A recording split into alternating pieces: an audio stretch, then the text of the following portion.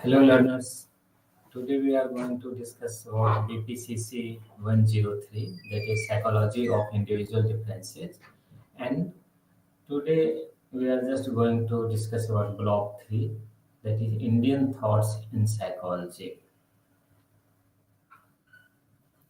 So we have seen this in this BPCC 103. There are 5 blocks and there are total 10 units. So unit 1 we had already discussed about the personality and individual differences. Unit 2 we had discussed about the assessment of personality, various tools, objective and projective techniques we had discussed. Then in Unit 3, we had discussed about the concepts of intelligence and emotional intelligence. And we have discussed about the Wechsler's definition of intelligence is the most suitable definition. In Unit 4, we had discussed about the theories of intelligence. Various theories will define the concepts of intelligence. In Unit 5, we have discussed about how to assess intelligence and various tests to be used for assessing intelligence. So we had Western tests and Indian tests also, and we had certain Indian adaptation of foreign tests. And Unit 6 we had discussed about the aptitude, concepts and measurement. And today we are going to discuss about the Unit 7, differences between Indian and Western psychology. And in our next class, we'll discuss about the concept of self in Indian thoughts, motivation, and creativity. So, we'll see the what is the difference between Indian and Western psychology. And in 1 hour, we are going to just find out are they same or different. If they are different, how it is different, and what is Indian psychology. So in this unit, today we are going to discuss about the introduction, Indian psychology, meaning, nature and scope, historical sources and development, as in understanding Indian psychology, and differences between Indian and Western psychology. And in the last part of the discussion, we'll talk about the importance of yoga, meditation, and other indigenous systems. So what you will learn by attending today's discussion? So it's like to explain you will be able to explain the historical background of the development of Indian psychology, meaning and the scope of Indian psychology. You will be able to appreciate the contemporary relevance of Indian psychology in global context, and to describe the fundamental differences between Indian and Western psychology. And after listening this lecture, you will be understand the importance of yoga, meditation, and other indigenous systems.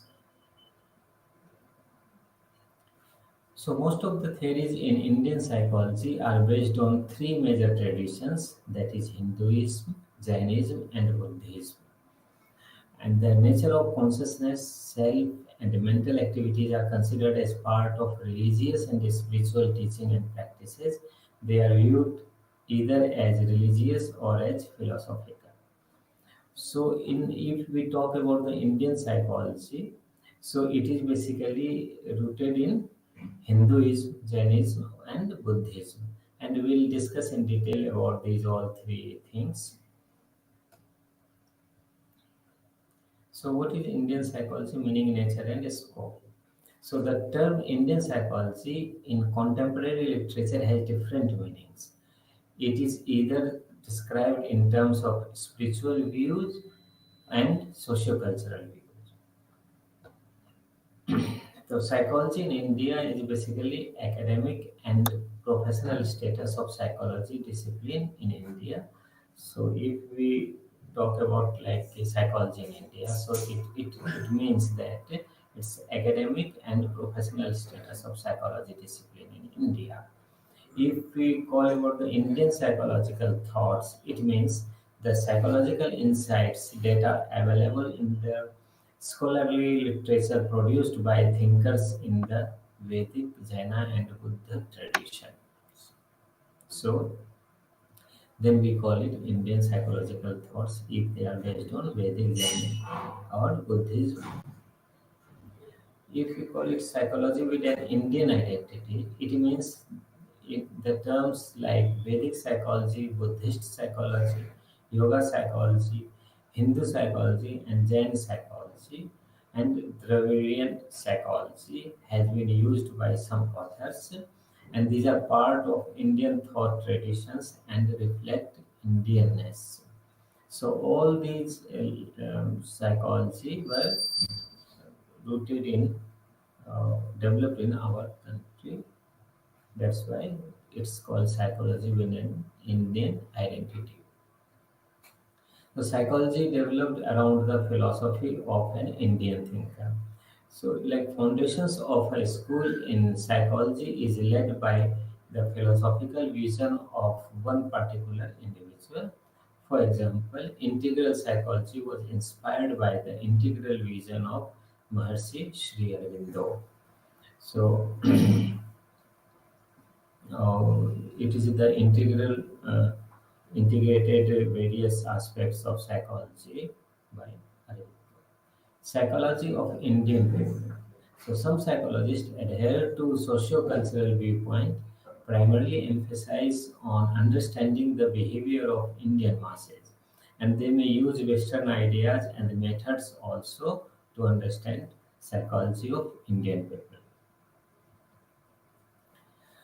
So what Indian psychology is not. So Indian psychology is not the indigenous psychology of a specific group or tribe living in India. So it is not reflecting just one particular community or society or religion. It's like the as a whole. So like Hinduism or Jainism or Buddhism, it was spread all over the India, not only in India, in various other countries, but it is generated in India. It is not indigenizing psychology, which means to adapt Western psychological theories and models to suit the Indian context. So it is not like the adaptation of Western psychology for Indians. It's not. It is not limited to the people living within the geographical boundaries of India. As I told you, it is the Indian psychology is spread all over the world, like Buddhism was all over the Asian countries. While it helps to understand the behavior of Indian masses, it is not the psychology of Indian people. So let us see the indigenization of psychology. Indigenization of psychology calls for rendering the basic concepts, theories, and models and measures of modern psychology suitable to a local socio-cultural context. The spirit of developing universal laws and principles is accepted. Culture is the target, and those who advocate indigenization strongly hold on the idea of scientific psychology that aims at universal laws and principles. Let us see the various historical sources and development sources for Indian psychology. Like S.K. Ramchandra Rao wrote in his classical book Development of Psychological Thoughts in India in 1962 that though the study of mind was not an independent branch of knowledge in ancient time, in India there was enough psychologizing. Other specific subjects were also there, for instance, Jyotish Shastra, Arth Shastra, Natya Shastra, Dharma Shastra, highlighting many psychological concepts. So we'll discuss in brief about these concepts like Jyotish Shastra is talking about the future, whatever you are doing now, how it affect your future. Arth Shastra is basically the understanding the economics. Natya Shastra is basically understanding the arts and dance and the Dharma Shastra is basically duties, what are your duties and how to live the life. Many of the ancient texts are also in different languages, like Vedic Sanskrit. then Sanskrit, then Pali, then Prakrit, and Ardhamadadi. So, like almost all Vedas, Upanishads, and Purans, they are written in Vedic Sanskrit or Sanskrit, whereas Buddhist literatures, they were written in either Pali or Prakrit. So this literature grew further immensely in scholarship and volume in the age of darshanas. System Darshana means philosophy, systems of Indian philosophy, and in medieval and modern times. So we have in Indian psychology or philosophy, you can say there are six darshans.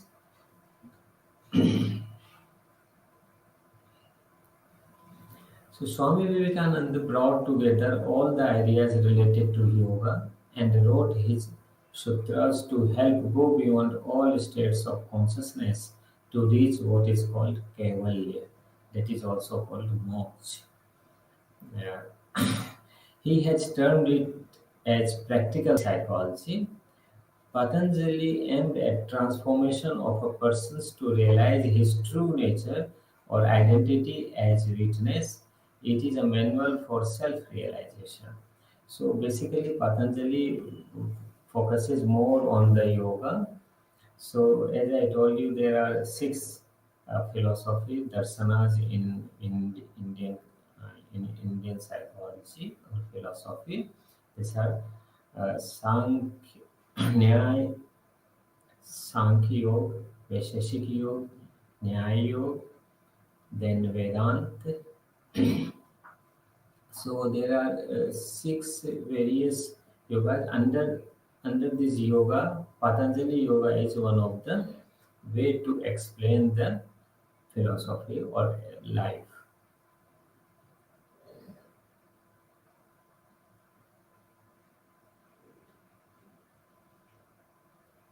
So then development of Indian psychology.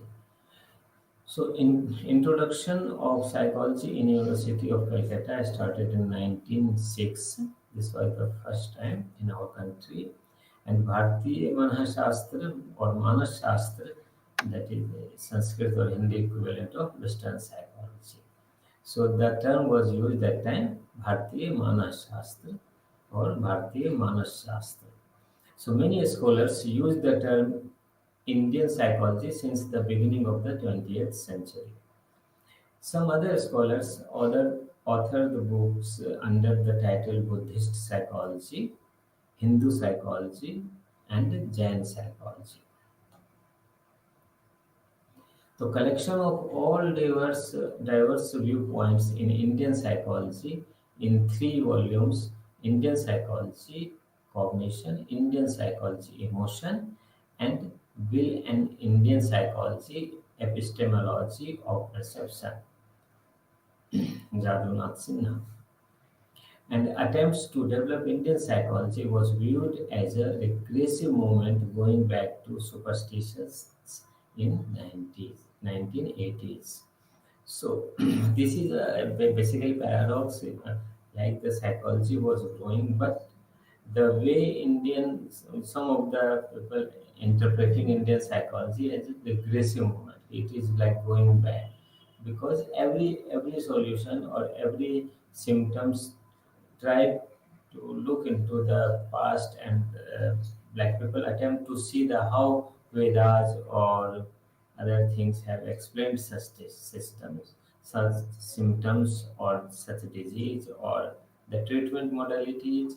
So everything was tried to look back into the past. So that's why it was considered as a regressive movement. However, this was not true. So Andhra Pradesh University called Andhra University published a Journal of Indian Psychology for a few decades, then it was discontinued. A sudden spurt in Indian psychology since year 2001 onwards, because people ultimately realize that yes, there are many things already in our Vedas or Buddhism or Jainism. So we must utilize those things because people are very much attached to those things, so it can be utilized for their betterment.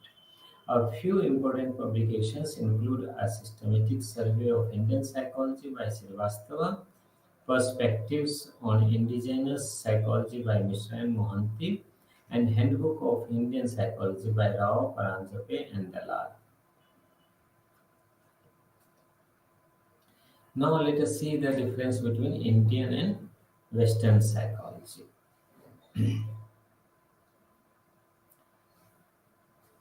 Colco Rivera defined the term worldview as a way of describing the universe and life within it, both regarding what is and what ought to be. So, worldview has already been mentioned in many ways in Western psychology. Three main features of a worldview. A given worldview is a set of beliefs that includes limiting statements and assumptions regarding what exists and what does not, and what objects or experiences are good or bad, or what objectives, behavior, and relationship are desirable or undesirable. So, a worldview defines what can be known or done in the world and how it can be identified or done, what goals can be sought in life, and what goals should be pursued. So, the worldview defines how to know this world, how to identify or can be done, and what are the goals should be there in the life, and how to achieve these goals.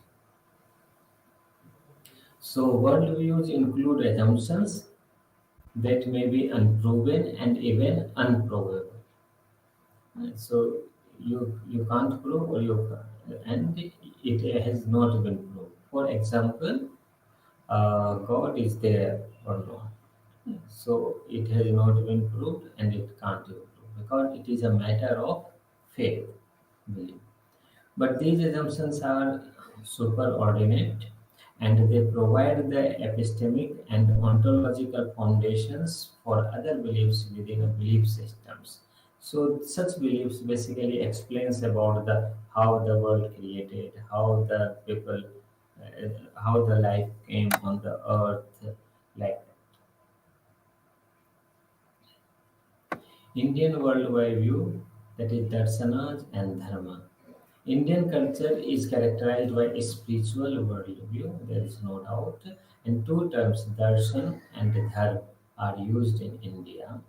They are grounded in the spiritual experiences of ancient seers and saints, Hindu, Jain, and Buddha darshana, and dharma form the foundations of Indian psychological thoughts. So, what is, as I told you, there are six darshan, and like Nyaya darshan, Yoga darshan, Sankhya darshan, Vaisheshik darshan, Mimamsa darshan, and Vedanta darshan. So, Nyaya darshan is basically like based on the way of living life, what is right and wrong, and yoga darshan is how to live the life, what are the yogas can be done. So yoga means like how to connect yourself with the god, supreme power. So in almost all Indian philosophy, this was highlighted that the person should strive to connect oneself with the god or supreme power. And dharmas are like different stages or duties of the person. So they have to follow certain dharma at different stages of the life. So there are. It was divided into four stages of the life. For example, Balyavastha, then Kishoravastha, then adulthood, and then old age. So the stages according to this is And so for up to adolescent, it was considered as a brahmacharya ashram. So during this stage of life, uh, persons should follow celibacy, should focus on the religion and the duties. For example, for the student, they should focus on their study, and they should develop certain extracurricular activities like sports activities, archery, like anything they can develop. So this is considered as brahmacharya ashram.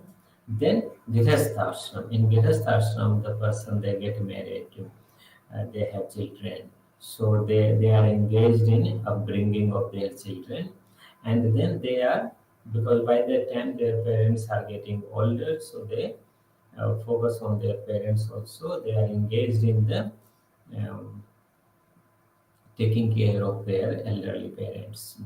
So this is called Grihasthashram. In Grihasthashram also there are so many social and moral obligations which the Grihastha has to fulfill.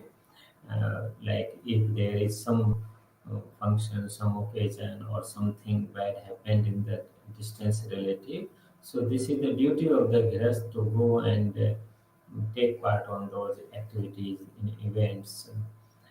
So that way it was defined as Grihasthashram, and it was considered as the most difficult part of the stage, because during the brahmacharya there are no stressors, nothing is there. You have to just follow your duty. If you are a student, you have to follow. Like in earlier days, the disciples were staying with the gurus in their kutia huts. So they were doing lots of other work other than studying the Vedas and Puranas and Upanishads. So now the system is totally different. So in those systems, like they were not only studying with their gurus, they were studying. So they were learning so many life skills, how to survive in a difficult circumstances. So if they are Kshatriya or belong to the king family, so they should learn how to fight, how to survive, how to reign the state, how to become a good king. So they were teaches such skills called life skills, and for others like those who were mm, interested in study, so they were taught how to understand the meanings of the Vedas and Upanishads. So they become master of these interpretation of those religious books. So like it was called in a Sanskrit Sarvangini Vikas. So overall development of the disciple was the main focus during those days. So now also in Western culture, they have started in Western countries, they have started focusing on the overall growth of the child.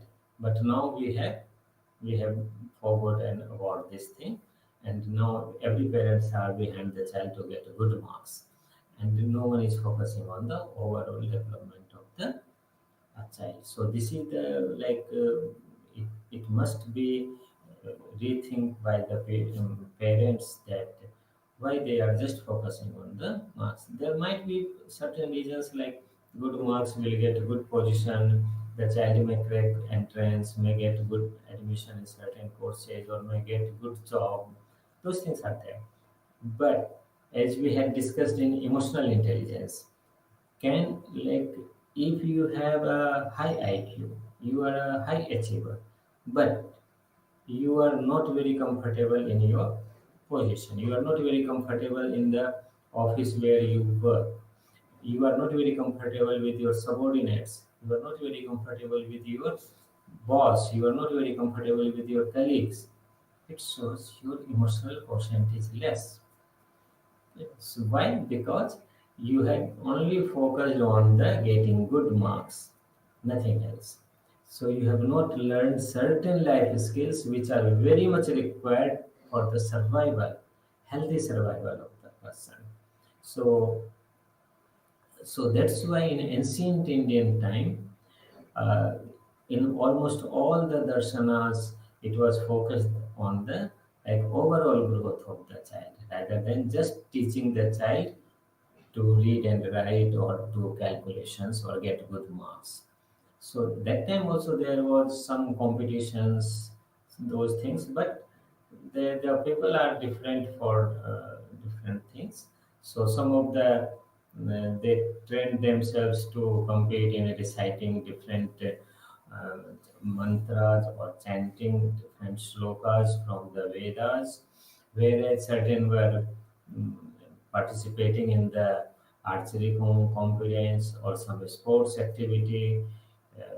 Uh, so such type of like everyone was engaged in more than one type of task. Now our students they are just focusing on study and they disregard the other aspect of life study, and most of them are focusing on the media, social media, mobile, laptop, tablet. So they are engaged in WhatsApp, Instagram, Facebook, and several other things. So that's why the all Indian saints like Jainism, Buddhism, or Hinduism, they focus on the darshan. They talk about the darshanas and dharma. They were not developing any other deviation from those things written in the Vedas or different Upanishads or Gita or Ramayana. They were not deviating them. They were just interpreting those things to the general public. So that's why the saints were regarded more because they made those difficult things easy for understanding of, to the people who are not very, uh, they have not understood those things earlier or they have not read those Vedas and this Gita earlier. So some important differences between Indian and Western psychology. Like Indian psychology more focusing on human nature, and the way Western psychology define human nature is totally different the way Indian psychology define human nature. In Indian psychology, human nature is like it's like having so many things in human nature, not only just one aspect of personality, overall personality. Then there is a difference in defining life and death in Indian psychology. In Western psychology, they are not much talked about life and death, and however, they have talked about the grief and other things, and like still in at the age of 60 or 70 people, Western people say I am still young. Okay, but according to Indian Vedas and Indian psychology, life to live is a duty. Okay, because it is considered as God has given us life to do certain things as per our stages, as per our requirement. So we have to live the life. We are not to decide when to end our life.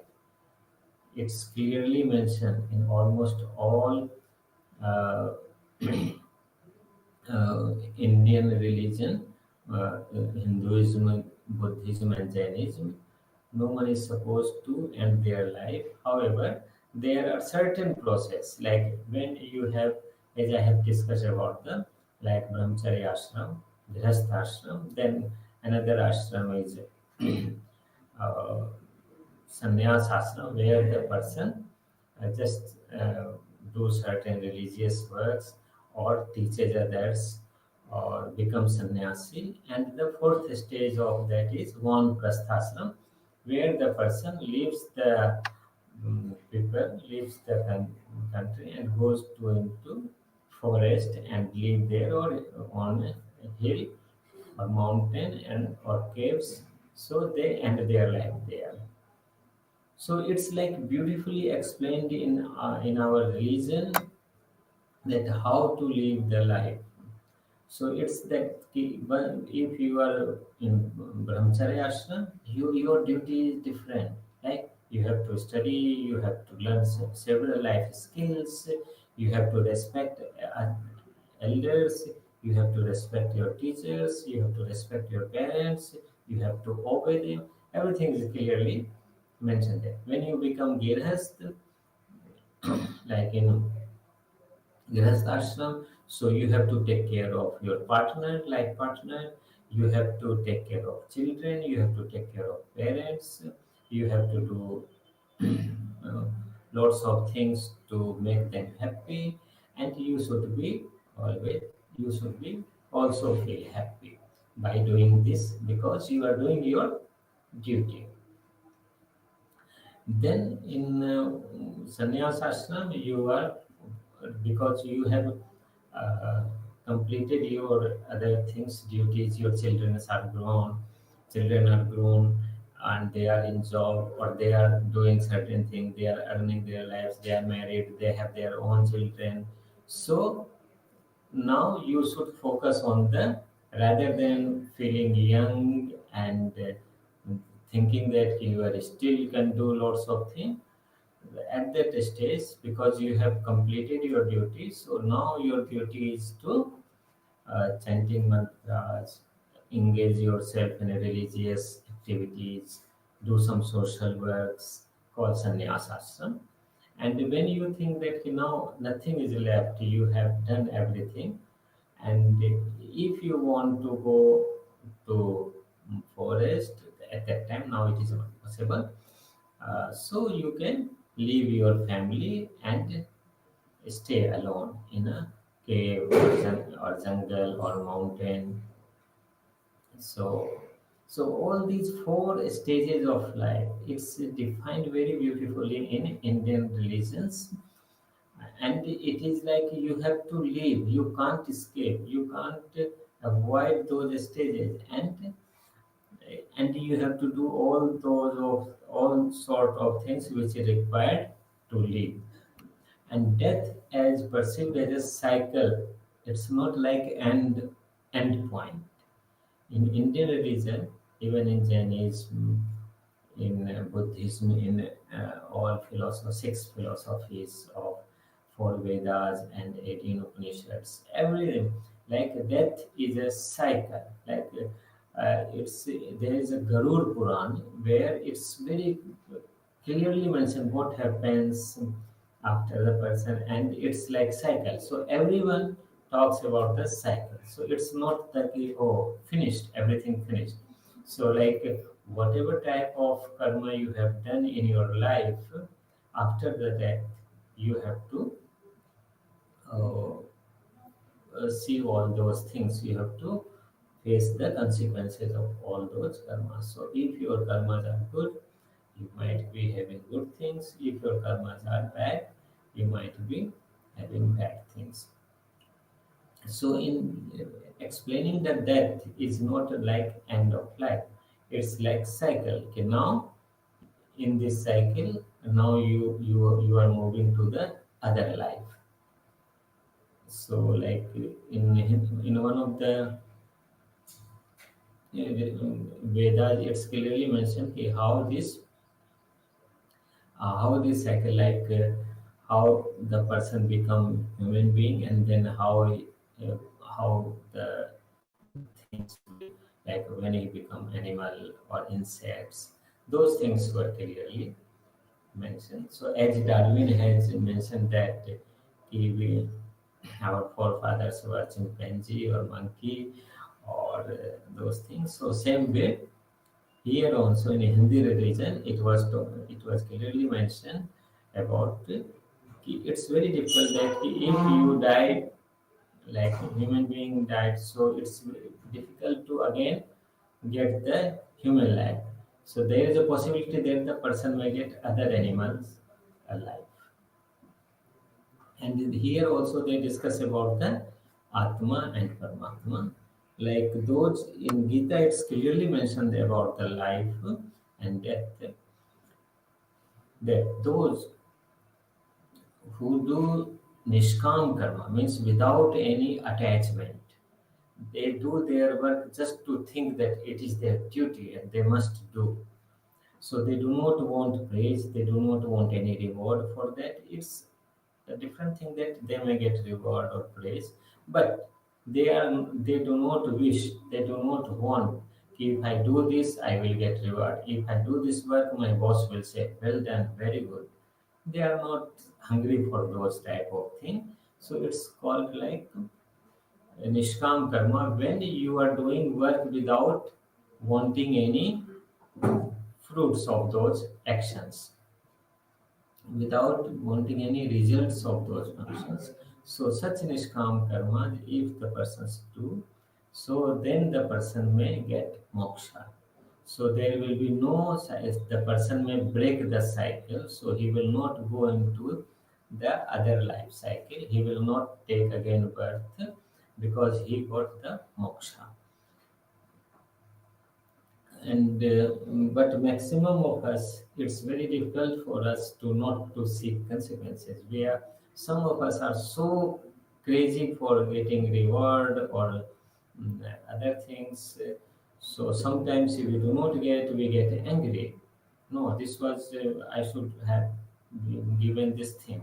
Why I have been not given this? So such type of things, it creates, like if you see the office environment, most of the people, they are fighting just because they're gaining the credit of the work done by others, or whatever they have done. They think they have done lots of good thing, and the whole credit should be given to that person. So Nishkam karma is the karma which is done without thinking about the consequences, without having any attachment to that work and result. Still the person is doing because the person thinks this is his or her duty. So duty bound works without attachment are called Nishkam karma. So in different, like there is some in, like in Jainism there is a way to how to end your life. Like if you have completed all your duties, so there is no point of living. And if you can't do other duties, for example, if you are bedridden, if you can't walk, if you are if you have developed some illness like dementia or some other things. So the person has the right to decide to end his life, called Santhara. So in that the people decide, but it is not for the working person. It is like when the person thinks he is not useful for the society, family, at that time only. It's called in Western psychology euthanasia. So doctors generally they withdraw the support system from the patient. Still, you will see that the many old people in our country, they do not want to die on hospital bed or on ventilator. They say, no, I have lived my life. Let me die peacefully. So that way, this is also practiced in our country. Still, some people are following this thing. So there is some difference between Indian and Western countries on goals and values of life. Like in our country, the goals of life is to get moksha and to break the life and death cycle. So that is the goal of the, and values are, the person should be helpful, the person should be engaged in social things, the person should like provide certain facilities to others, to do his duties. The person should be duty bound, and sometimes to the extent that they may neglect themselves also. Like if your children are hungry, you should not eat, you should feed your child first. If your parents are hungry and there is a small food, so first you have to feed your children, then your parents. If something is left, then you may have. So this is Indian philosophy. So here self-sacrifice is also there, whereas this is not considered as positive in Western psychology. Self-sacrifice is like it will give you distress, lots of distress. Like after some time, you may feel that you are neglected, or you have not done good things, or you may have lots of grudges, because you may say that I have done this for that person, and when I was in need he has not done good for me.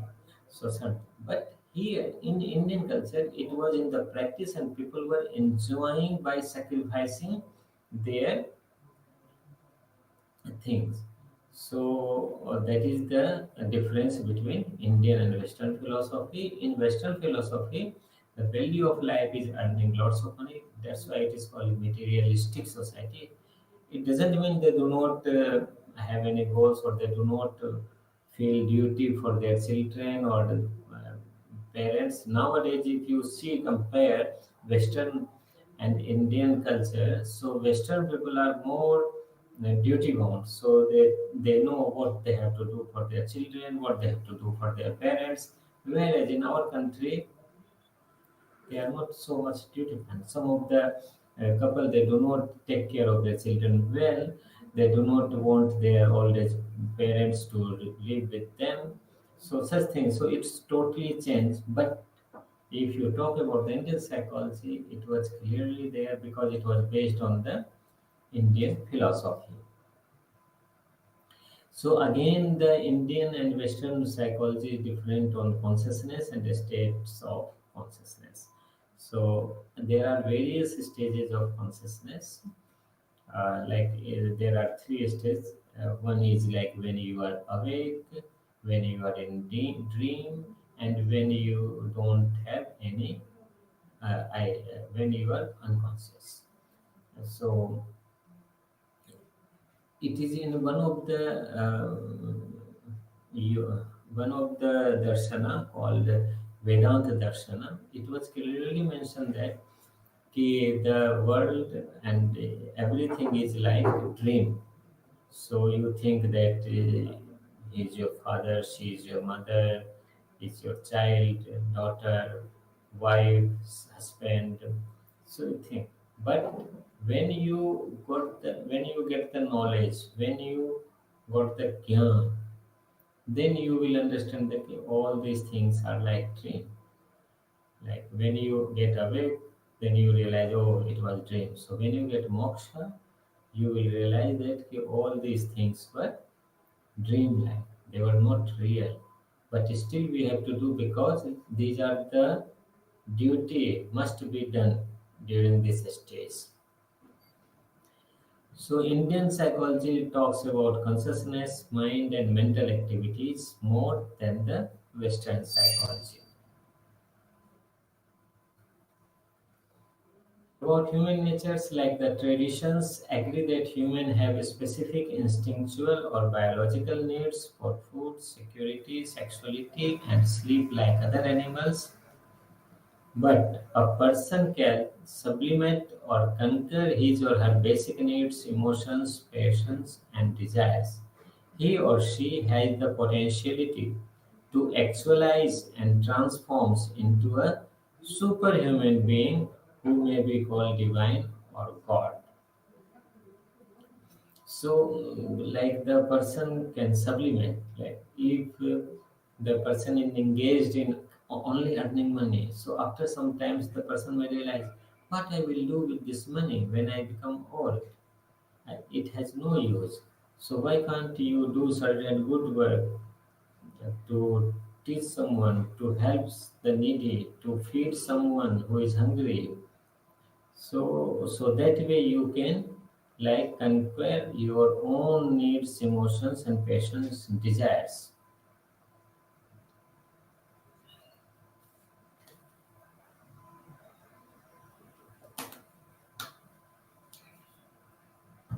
About life and death, Indian philosophy, as I told you, it's a cycle and a continuous process. Like death is not end of anything.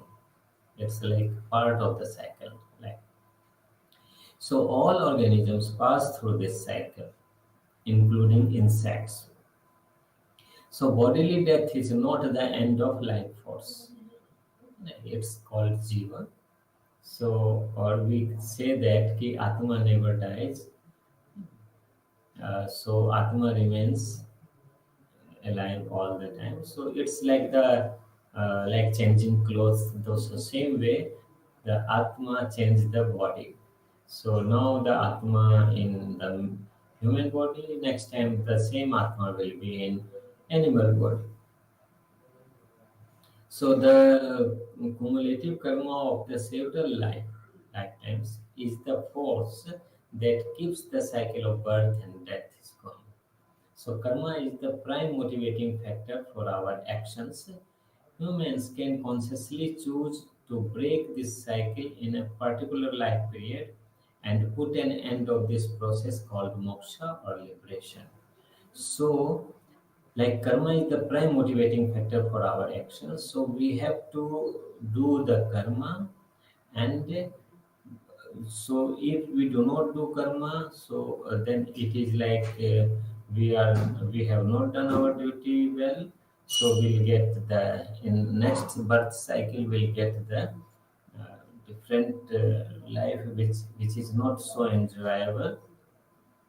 And when we have done good karma, we may get a good life. But this cycle will not be broken by the if we have desires attached to those karmas. Suppose if you want to do charity, but something is there in your corner of the heart that people should praise you. Oh, you are so you have donated so much things, so many things. You have donated so much amount of rupees. Okay, so if these things, such things are there in your heart, corner of heart, it means karma is attached with the result, phal. Okay, so you will get phal. People will praise you. So the effect of karma finished. So the life cycle will keep on going. But when the karma is detached from the result, called nishkam karma, so at that time there will be no result of that karma. So if there is no result, then why you will take birth again? Because nothing to do. You have done your work, nothing left. No positive effect of karma, no negative effect of karma. So the example given in the Gita for such nishkam karma is like if you have seed, okay. So if you throw the seed in on earth, during the rainy season they will germinate, or if you pour some water they will germinate. Okay, the plant will be there, so you may have fruits then. But if you have seeds which may not germinate, like the seeds which you have like cannot be germinated. Okay, so such seeds, if you have such seeds, so there will be no germination, no plant, no fruits, nothing. So our karma should be like that. It should be nishkam. So you should not feel anything out of your karma. You just think this is your duty and you have to do it. That's all. So, but in Western psychology, having been influenced by Darwinian evolutionary theory, treat humans as superior primates and see humans as social animal bound to the nature and the process of evolution. Whereas in Indian psychology and philosophy, all animals are treated as equal because it is considered that the jiva is there in all the animals. So we should not take lives of others. The goals and values of life. So from ancient, it is called like Purusharth. So from ancient time, four life goals are recognized. Purusharth, what human being consciously chose to worth pursuing. They are dharma, artha, kama, and moksha. So for dharma means the duty, artha means like you need some money, some amount. Calm means you need some desires to do certain work, and moksha means you are now detached from all the things. So moksha is the most important or the highest or supreme or ideal goal of human existence. Hence it is called Parama Purushartha. So Param means supreme. Param Purushartha is the ideal goal for all human beings. So rather than focusing on getting praise, getting some reward, we should focus on how to get moksha, how to do our work without involved, without attaching, without so much attaching our emotions to that work. For example, if the parents they are rearing their son, okay, the son will help them in their old age. So if the son will not do certain things in old age, they will having pain. Oh, we have done so much for this child and he is not taking care of us. So such type of pain will be there if we have not understood the goals and values of our life.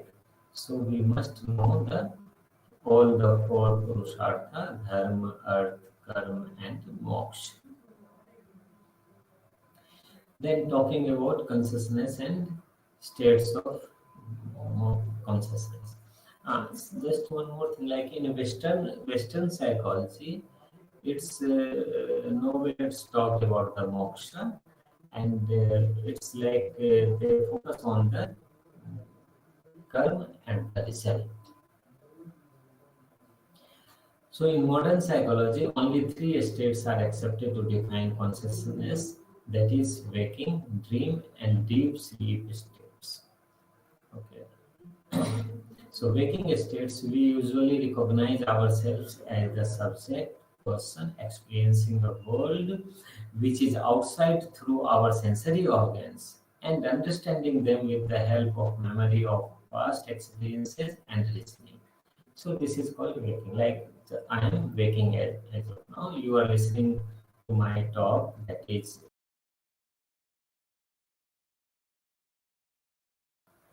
in dream state. We are not in direct contact with the outside world, and hence sensory awareness is very limited to some light or sound or touch or temperature variations in the environment, but there is no perception of a physical world as such. So in dream state, as we see there are so many dreams during the night, and the deep sleep state, both the sensory awareness from outside and also the activities of mind stop functioning, and we are left with a feeling of peace and rest. So that is called deep sleep state. In Western psychology, they have also discussed about such things, but the interpretation is different. In the Upanishads, that is called Turiya Upanishad, the fourth state, in addition to Jagrat, waking avastha, Swapna avastha, dream, and Sushupti avastha, deep sleep. This this Turiya avastha is like the Turiya is considered to be ever present, and we undergo all our experiences in the backdrop of this. So even though like we are waking in dream states or something, but this Turiya Avastha will always be there. Not only that, it is also not personal, not dependent on our mental or bodily state. It is an independent awareness available to all and common to all. So consciousness is called a chit, chetana, chaitanya, pragyan. The mind is called as manas, chitta, antahkarna. So mental activities depend on consciousness for both illumination and energy. Manas is jada vastu, without life similar to physical matter. So So that way, the Indian psychology had defined these things in detail, whereas Western psychology is not so much emphasize these things. When a person dies, the consciousness and Jagrata Avastha and mental impressions together form Shak- Shaktrama and Karana Sharira, and is separate from the body and continues to exist in subtle form and take on a new shape and come to life again. Buddha rejects the idea of continuity of consciousness on transcendental awareness or Atman. Buddha proposed that consciousness is like a stream of water which is flowing and changing continuously. So, according to Buddha, consciousness is a stream of water which always flowing and changing continuously. Consciousness, mind, and mental activities. So both mind and body are constituted of the three gunas we know is well, sattva, rajas, and tamas guna. Um, so sattva is like you are up to the higher stage. Rajas is like when you have mixed emotions, and in tamas you are always engaged in certain illegal and other works, and your emotions are all negative, aggression, such type of things. So manas is also considered as an indriya. Indriya means sense organs, which experiences pleasure and pain, that desires, feels, and wills. Okay, in the Upanishadic literature, Manas is between sensory organs and another faculty called buddhi. So there is a buddhi, there is a sensory organs, and Manas work as a mediator between these. Now let us see the importance of yoga, meditation, and other indigenous systems. So this is last part of the presentation. So the United Nations declared 21st June as International Yoga Day on 11th December 14. Current understanding of popular yoga is often limited to practice of certain body postures, asanas, breathing exercise, pranayam, and meditation, dharana and dhyana. Yoga and meditation have been regarded as indigenous forms of therapy, and yoga is also regarded as a sports activities nowadays. In clinical psychology and allied mental health sciences, yoga and meditation are viewed as a stress reduction strategy, a therapeutic adjunct, and as a growth promotion technique, a technique to induce altered states of consciousness. Recently, yoga is also declared as a sports activity under the non-Olympic sports discipline by Ministry of Youth Affairs and Sports Government of India. All these aspects have made yoga a multi-billion dollar business. So contemporary developments in the psychology discipline. So Western psychology discarded the viewpoint of spirituality and considered it as a orthodox, like going back to the Stone Age. In Asian societies, spiritual is still retained. An American researcher has gone a step further to assert that this so-called Americanized psychology does not even represent the full population of North Americans. It is just psychology developed for the studies on first-year undergraduate students, and hence it is sophomore psychology. From a methodological point of view, many psychologists felt that procedures employed in psychology are nomothetic rather than hagiographic. All these developments gradually led to what is known as indigenous psychology movement, like adapting psychology.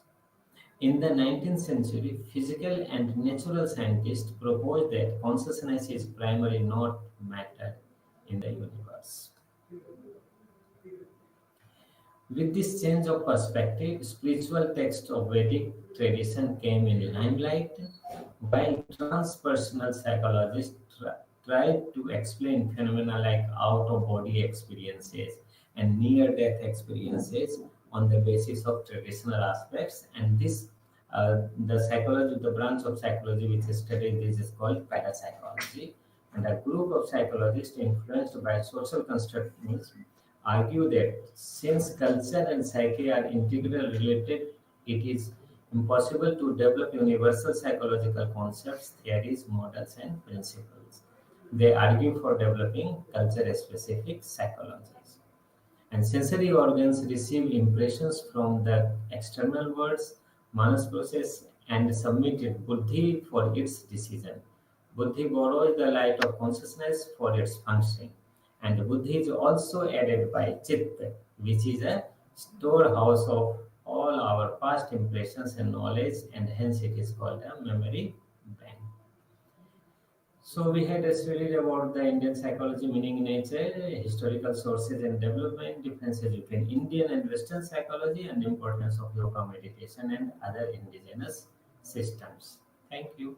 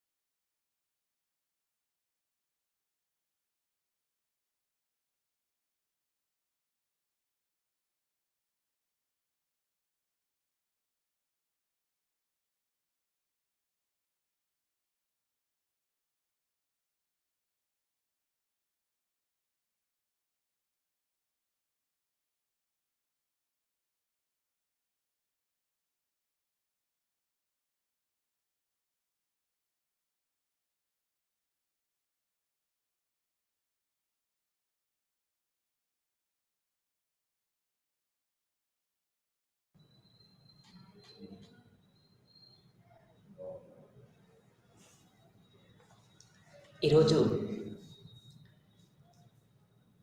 ద్రవ్యత్వ ఆర్థిక వ్యవస్థ లేదా monetary ఆర్థిక వ్యవస్థ మానవుని యొక్క పరిణామ క్రమం, మానవుడి యొక్క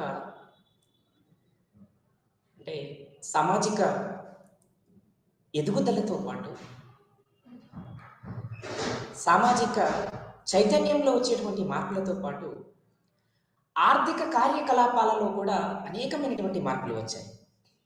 ఉదాహరణకి వస్తు మార్పిడి పద్ధతి.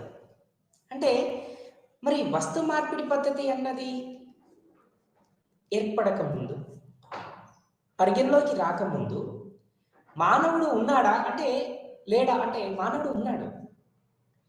మానవుడి యొక్క కార్యకలాపాలన్నీ కూడా సాగినవి, కానీ అవి ఒక డిఫరెంట్ మెథడ్లో కొనసాగినవి. అంటే ట్రాన్సాక్షన్స్ లేకుండా సాగినవి వ్యవహారాలు, ఆర్థిక కార్యకలాపాలు అనేటివి మార్పు, ఎక్స్చేంజ్ అన్నది, ఈ వినిమయం అన్నది లేకుండా కొనసాగింది. అంటే మానవుడే స్వయం పోషకుడిగా తన యొక్క అవసరాల నిమిత్తం, తన యొక్క ఆకలి నిమిత్తం, తన యొక్క అవసరాల నిమిత్తం తానే తన యొక్క అవసరాలు తీర్చుకోవడం కోసం ఆహారాన్ని ఎలా సంపాదించుకోవాలి అనేటువంటి తరుణంలో అతని యొక్క మెదడు, అతని యొక్క జీవన శైలి ఉండేది. కానీ అంటే సాధారణంగా కూడా మానవుడి యొక్క పరిణామ క్రమంలో, జీవన పరిణామ క్రమంలో వస్తున్నటువంటి మార్పులే ఎంతో పరిపక్వతకి దారితీశాయి. అంటే అవసరం మానవుడిని అలా తయారు చేసింది. కాబట్టి మానవుడు ముందుగా తను వస్తు మార్పిడి పద్ధతిని ఏర్పాటు చేసుకున్నాడు. వస్తు మార్పిడి పద్ధతిలో అంటే మరి ఒక వస్తువుకి బదులుగా మరొక వస్తువును సృష్టించడం లేదా ఉత్పత్తి చేయడం, తాను పొందాలనుకునేటువంటి, తనకు అవసరం ఉన్నటువంటి వస్తువును పొందడం కోసం అతని యొక్క పరిధిలో ఏదైతే వస్తువు ఉత్పత్తి జరుగుతుందో అదే ఉత్పత్తిని, వస్తురాశిని ఉత్పత్తి చేసి తను వినిమయం చేసుకోవడం. అలా వినిమయం చేసుకుంటూ తను, ఫర్ ఎగ్జాంపుల్ మనం లాస్ట్ క్లాస్లో కూడా ఈ అంశం పైన ఒక మాట చెప్పుకున్నాం. ఏంటి అంటే వడ్రంగి ఒక వుడెన్ ఫ్లాగ్ను, కార్పెంటర్ అంటాం, వుడెన్ ఫ్లాగ్ను తయారు చేస్తే రైతు, ఈ వుడెన్ ఫ్లాగ్ అన్నది రైతుకు అవసరం ఉండేది.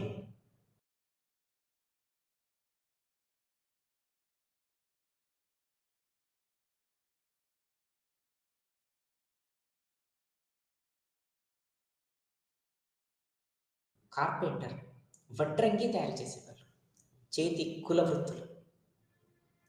అంటే వాస్తవానికి ప్రాచీన నాగరికత వ్యవస్థ అన్నది చాలా ఎకనామికల్గా చాలా పటిష్టవంతమైనదిగానే చెప్పొచ్చు. ఈ వినిమయం లోపల అనేకమైనటువంటి లోపాలుగా మనం గుర్తించినాం. కానీ ప్రతి వ్యక్తి కూడా ఒక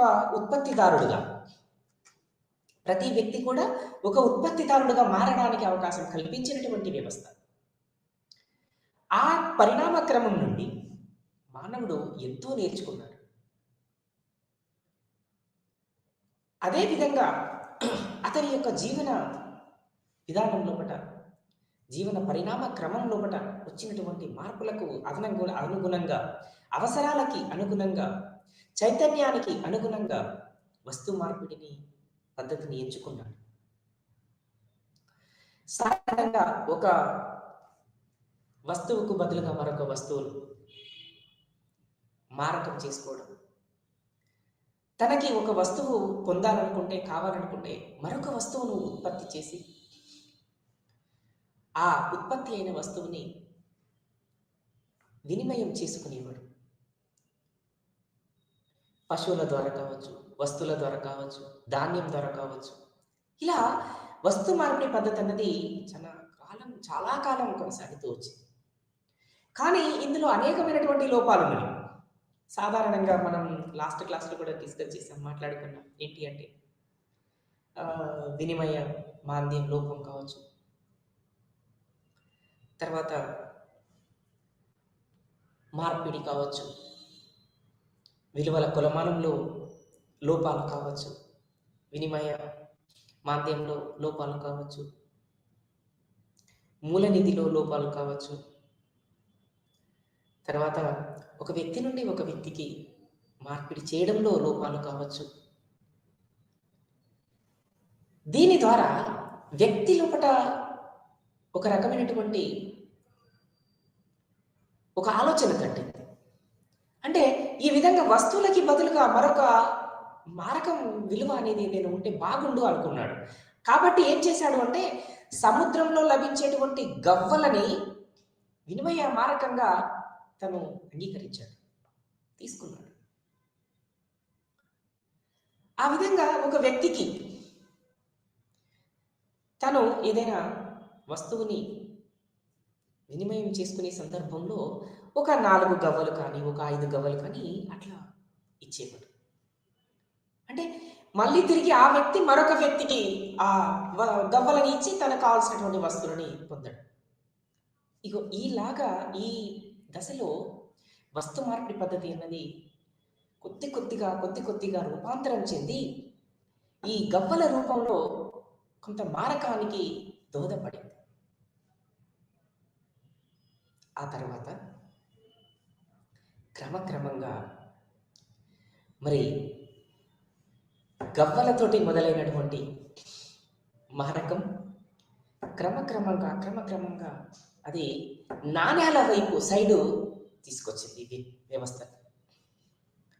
అంటే అవి రాగి నాణ్యాలు కావచ్చు, లేదా ఇతరత్ర ఇనుముతోటి తయారు చేసినటువంటి నాణ్యాలు కావచ్చు, లేదా మనం సిల్వర్ కాయిన్స్ కావచ్చు, గోల్డ్ కాయిన్స్ కావచ్చు. అంటే మామూలుగా ఇప్పుడు ఉన్నటువంటి బంగారము, వెండికి ఉన్నటువంటి ధరలు కావచ్చు, వాటి విలువలు కావచ్చు, వాటి యొక్క డిమాండ్ కావచ్చు, ఈ వస్తు మార్పిడి పద్ధతి ముగిసేటువంటి తరుణంలో అంత డిమాండ్ ఉండేది కాదు, అంత వినియోగం కూడా ఉండేది కాదు. కాబట్టి వాటిని కేవలం ఆ ఆభరణాలతో పాటుగా వాటిని ఎక్కువగా ఈ కాయిన్స్ రూపంలో వాటిని మారకం చేసుకోవడం అన్నది జరుగుతూ ఉండేది. అంటే సిల్వర్ కాయిన్స్ కానీ, గోల్డ్ కాయిన్స్ కానీ, ఇతరత్ర విలువైన మెటల్స్ ద్వారా కావచ్చు, వాళ్ళు కాయిన్స్ని ముందుగా ఏర్పాటు చేసుకున్నారు. ఆ తర్వాత ప్రింటింగ్ కరెన్సీకి దోహదపడింది. అంటే ఇప్పుడు ఇక మొదలైపోయింది మానిటరీ ఆర్థిక వ్యవస్థ అన్నది. అంటే పూర్తిగా వస్తు మార్పిడి పద్ధతికి స్వస్తి పలికేసినాం. ఎక్కడి నుండి పలికేసినాం? ఎప్పుడైతే మానవుడి యొక్క మేధస్సులో, మానవుడి యొక్క జీవన విధానంలో కొంత చైతన్య కదలికలు మొదలయ్యాయో అతను ఈ వస్తు మార్పిడి పద్ధతి స్థానంలో, ఈ వినిమయ స్థానంలో మరొక సాధనాన్ని వినియోగించాలి అనుకున్నాడు. కాబట్టి అతను సముద్రంలో లభించేటువంటి గవ్వలను తీసుకున్నాడు. అక్కడి నుండి తిరిగి కాయిన్స్ రూపంలో మెటల్ కాయిన్స్ రూపంలోకి వచ్చేసింది. ఇంకా మెటల్ ఎగ్జాంపుల్ ఐరన్ తోటి చేసినవి కావచ్చు, కాపర్ తోటి, రాగితోటి చేసినవి కావచ్చు, ఇనుముతోటి చేసినవి, రాగితోటి చేసినవి, వెండితోటి చేసినవి, తర్వాత బంగారంతో చేసినవి, ఇతరత్ర విలువైన మెటల్ తోటి చేసినటువంటి కాయిన్స్ అన్ని కూడా అతను అంగీకరించాడు. ఇన్ని కాయిన్స్ ఇస్తాను, ఇంత నాకు ధాన్యం ఇవ్వండి. ఇన్ని కాయిన్స్ ఇస్తాను, ఇంత భూమి ఇవ్వండి. ఇన్ని కాయిన్స్ ఇస్తాను, ఇంత నాకు ధాన్యం ఇవ్వండి. ఇన్ని కాయిన్స్ ఇస్తాను, ఇన్ని నాకు వస్తువులు ఇవ్వండి. ఈ విరూపకంగా, ఈ విధంగా ఇక మానిటరీ ఆర్థిక వ్యవస్థకు, ద్రవ్యత్వ ఆర్థిక వ్యవస్థకు అంకురార్పణ జరిగింది. ఈరోజు మనం వినియోగిస్తున్నటువంటి కరెన్సీ ఇంకా చాలా అభివృద్ధి చెందుతూ వచ్చేసింది. అంటే అంటే మామూలుగా కరెన్సీతో పాటుగా డిమాండ్ డిపాజిట్లు కావచ్చు, టైమ్ డిపాజిట్స్ కావచ్చు, చెక్స్ కావచ్చు, బాండ్స్ కావచ్చు, పోస్ట్ ఆఫీస్ సేవింగ్ డిపాజిట్స్ కావచ్చు. ఇగో ఈ డిపాజిట్స్ అన్నీ కూడా ఇంకా మనం ద్రవ్యత్వాభిరుచి ద్రవ్యత్వ ఎకనామీలో, ఆర్థిక వ్యవస్థలో ఒక భాగంగానే చూస్తున్నాం. అంటే ఎప్పుడైతే ఈ ద్రవ్యత్వాభిరుచి అన్నది ద్రవ్యం పైన ఎక్కువైతే మరి మానవుడికి ఇంకా ఆలోచన కలిగిందో, ఈ ద్రవ్యత్వ ఆర్థిక వ్యవస్థకి ఎప్పుడైతే అంకురార్పణ జరిగిందో, అక్కడి నుండి ఆర్థిక కార్యకలాపాలు విస్తృతం కావడం మొదలయ్యాయి. అంటే సులభతరమైంది, వస్తువు మారకం సులభతరమైంది, వస్తువు వినియోగం సులభతరమైంది, వస్తువు పంపిణీ సులభతరమైంది. కాబట్టి ఆర్థిక కార్యకలాపాల విస్తృత పరిధి పెరిగి, ఆర్థిక కార్యకలాపాల పరిధి విస్తృతంగా పెరిగి క్రమక్రమంగా ఇంతింతై వటుడింతై అన్నట్టుగా ప్రతి ఆర్థిక వ్యవస్థ ఈరోజు ఉన్నటువంటి దశకి దిశకి చేరుకుంది. దానికి కారణం ద్రవ్యం. ఖచ్చితంగా చెప్పవచ్చు, ద్రవ్యం అనేది లేకపోతే ఈరోజు ప్రపంచ దేశాల ఆర్థిక అభివృద్ధిని, ప్రపంచ దేశాల ప్రగతిని మనం ఊహించలేము, చెప్పలేము. ఉండేది కాదు మనం చెప్పవచ్చు, ఉండేది కాదు అనే చెప్పాలి. అంటే ఈరోజు మనం సాధించినటువంటి ప్రపంచ ఆర్థిక ప్రగతికి, ప్రపంచ ఆర్థికాభివృద్ధి వృద్ధికి, వివిధ దేశాల ఆర్థికాభివృద్ధికి, అభ్యున్నతికి ప్రధాన కారణం ద్రవ్యం యొక్క ఏర్పాటు. మానవుడి చేత సృష్టించబడినటువంటిది ద్రవ్యం. మానవుడి చేత సృష్టించబడినటువంటి ఒక సాధనం ద్రవ్యం. అయినప్పటికీ ద్రవ్యాన్ని గాడ్డెస్ అంటాం. అంటే ద్రవ్యంలో కూడా మనం దైవత్వాన్ని చూస్తూ ఉంటాం. ఎందుకు దైవత్వాన్ని చూస్తూ ఉంటాం? ఒక చిన్న ఏమైనా మన పాకెట్ల నుండి ఏదైనా ఒక పేపర్ కింద పడింది అనుకోండి, మామూలుగా ఆ పేపర్ను తీసి మనం మన పాకెట్లో తీసుకుంటాం. కానీ అదే ఒక 1 రూపీ నుండి నోటు కానీ, కాయిన్ కానీ, ఇంకా ఎంత పెద్ద నోటు కాయిన్ అయినా ఒకవేళ కింద పడినట్లయితే మనం ఏం చేస్తాం?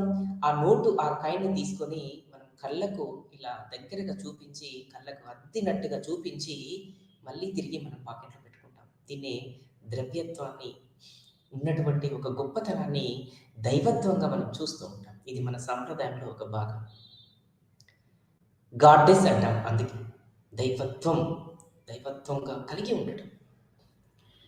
అంటే ఈ విధంగా వస్తు మార్పిడి పద్ధతి నుండి, సముద్రంలో లభించేటువంటి గవ్వల మారకం నుండి, ఇక మానిటరీ ఆర్థిక వ్యవస్థకి, ద్రవ్యత్వ ఆర్థిక వ్యవస్థకి అంకురార్పణ జరిగింది. ఎప్పుడైతే ద్రవ్యత్వ ఆర్థికాభివృద్ధికి అంకురార్పణ జరిగిందో, ఆ క్రమం నుండి, ఆ దశ నుండి ఈరోజు మనం చూస్తున్నటువంటి ప్రపంచ దేశాల ఆర్థిక ప్రగతి, ఆర్థిక అభ్యున్నతి, ఆర్థిక వృద్ధి రేటుకి దారితీసింది. దానికి ప్రధాన కారణం మానవుడు ఏర్పాటు చేసుకున్నటువంటి, మానవుడు సృష్టించుకున్నటువంటి ద్రవ్యమే ముఖ్య కారణం. ఇందులో ఎటువంటి సందేహం లేదు. మరి ఈ ద్రవ్యాన్ని మానవుడు తన యొక్క ఆర్థిక అవసరాల కోసం, దైనందిన అవసరాల కోసం, భావి అవసరాల కోసం, దైనందిన అవసరాల కోసం, ముందు జాగ్రత్త కోసం కొంత నగదు రూపంలో తన వద్ద ఉంచుకుంటాడు.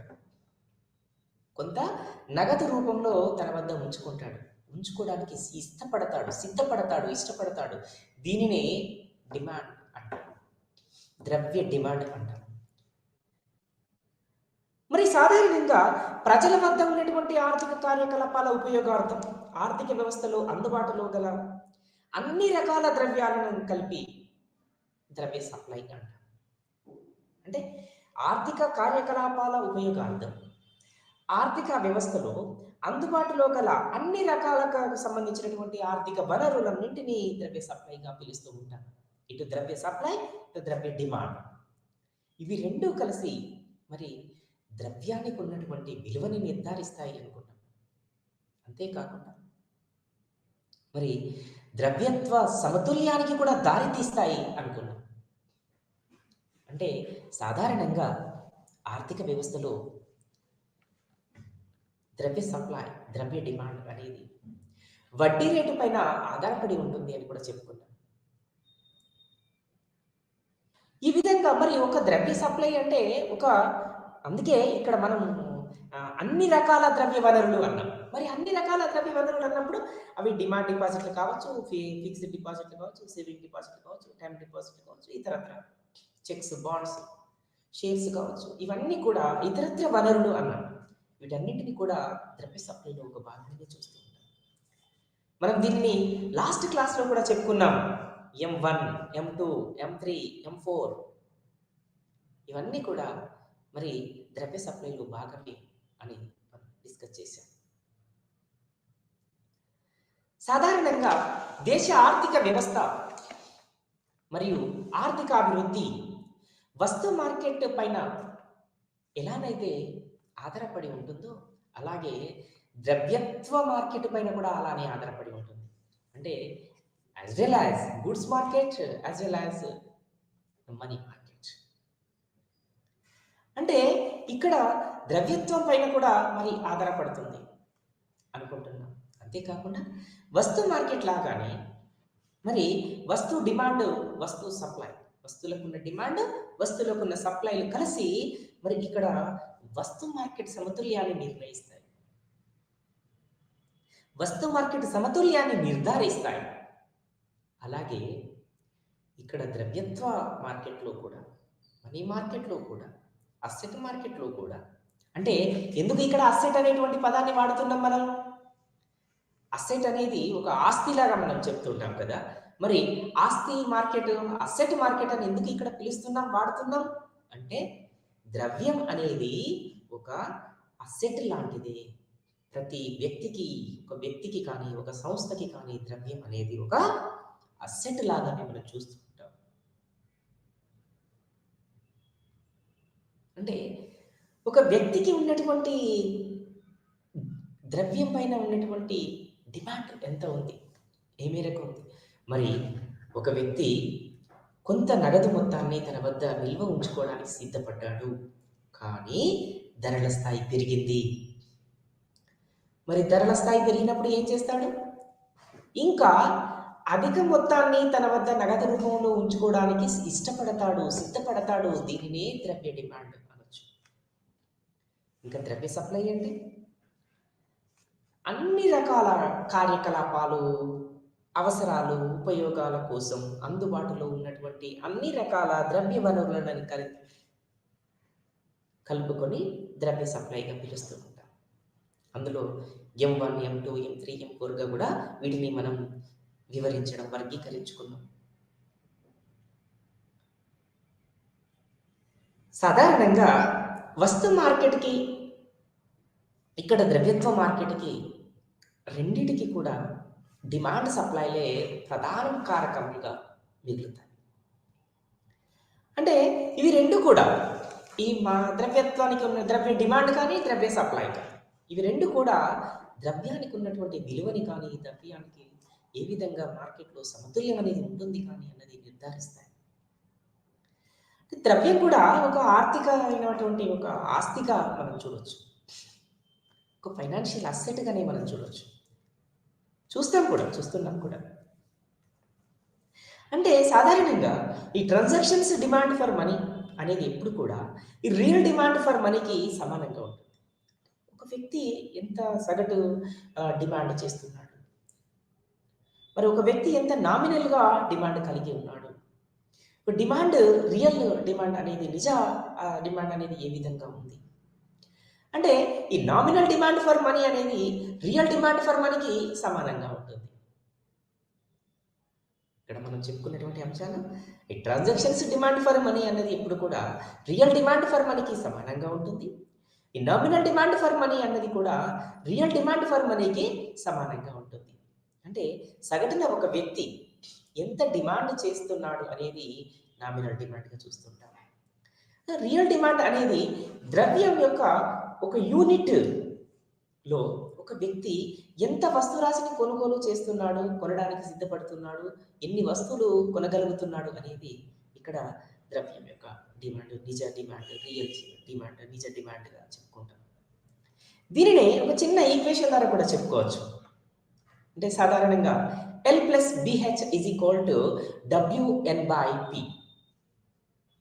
ఈ ఈక్వేషన్ ప్రకారంగా మనం ఏం చెప్పుకున్నాం? L+BH = WN/P.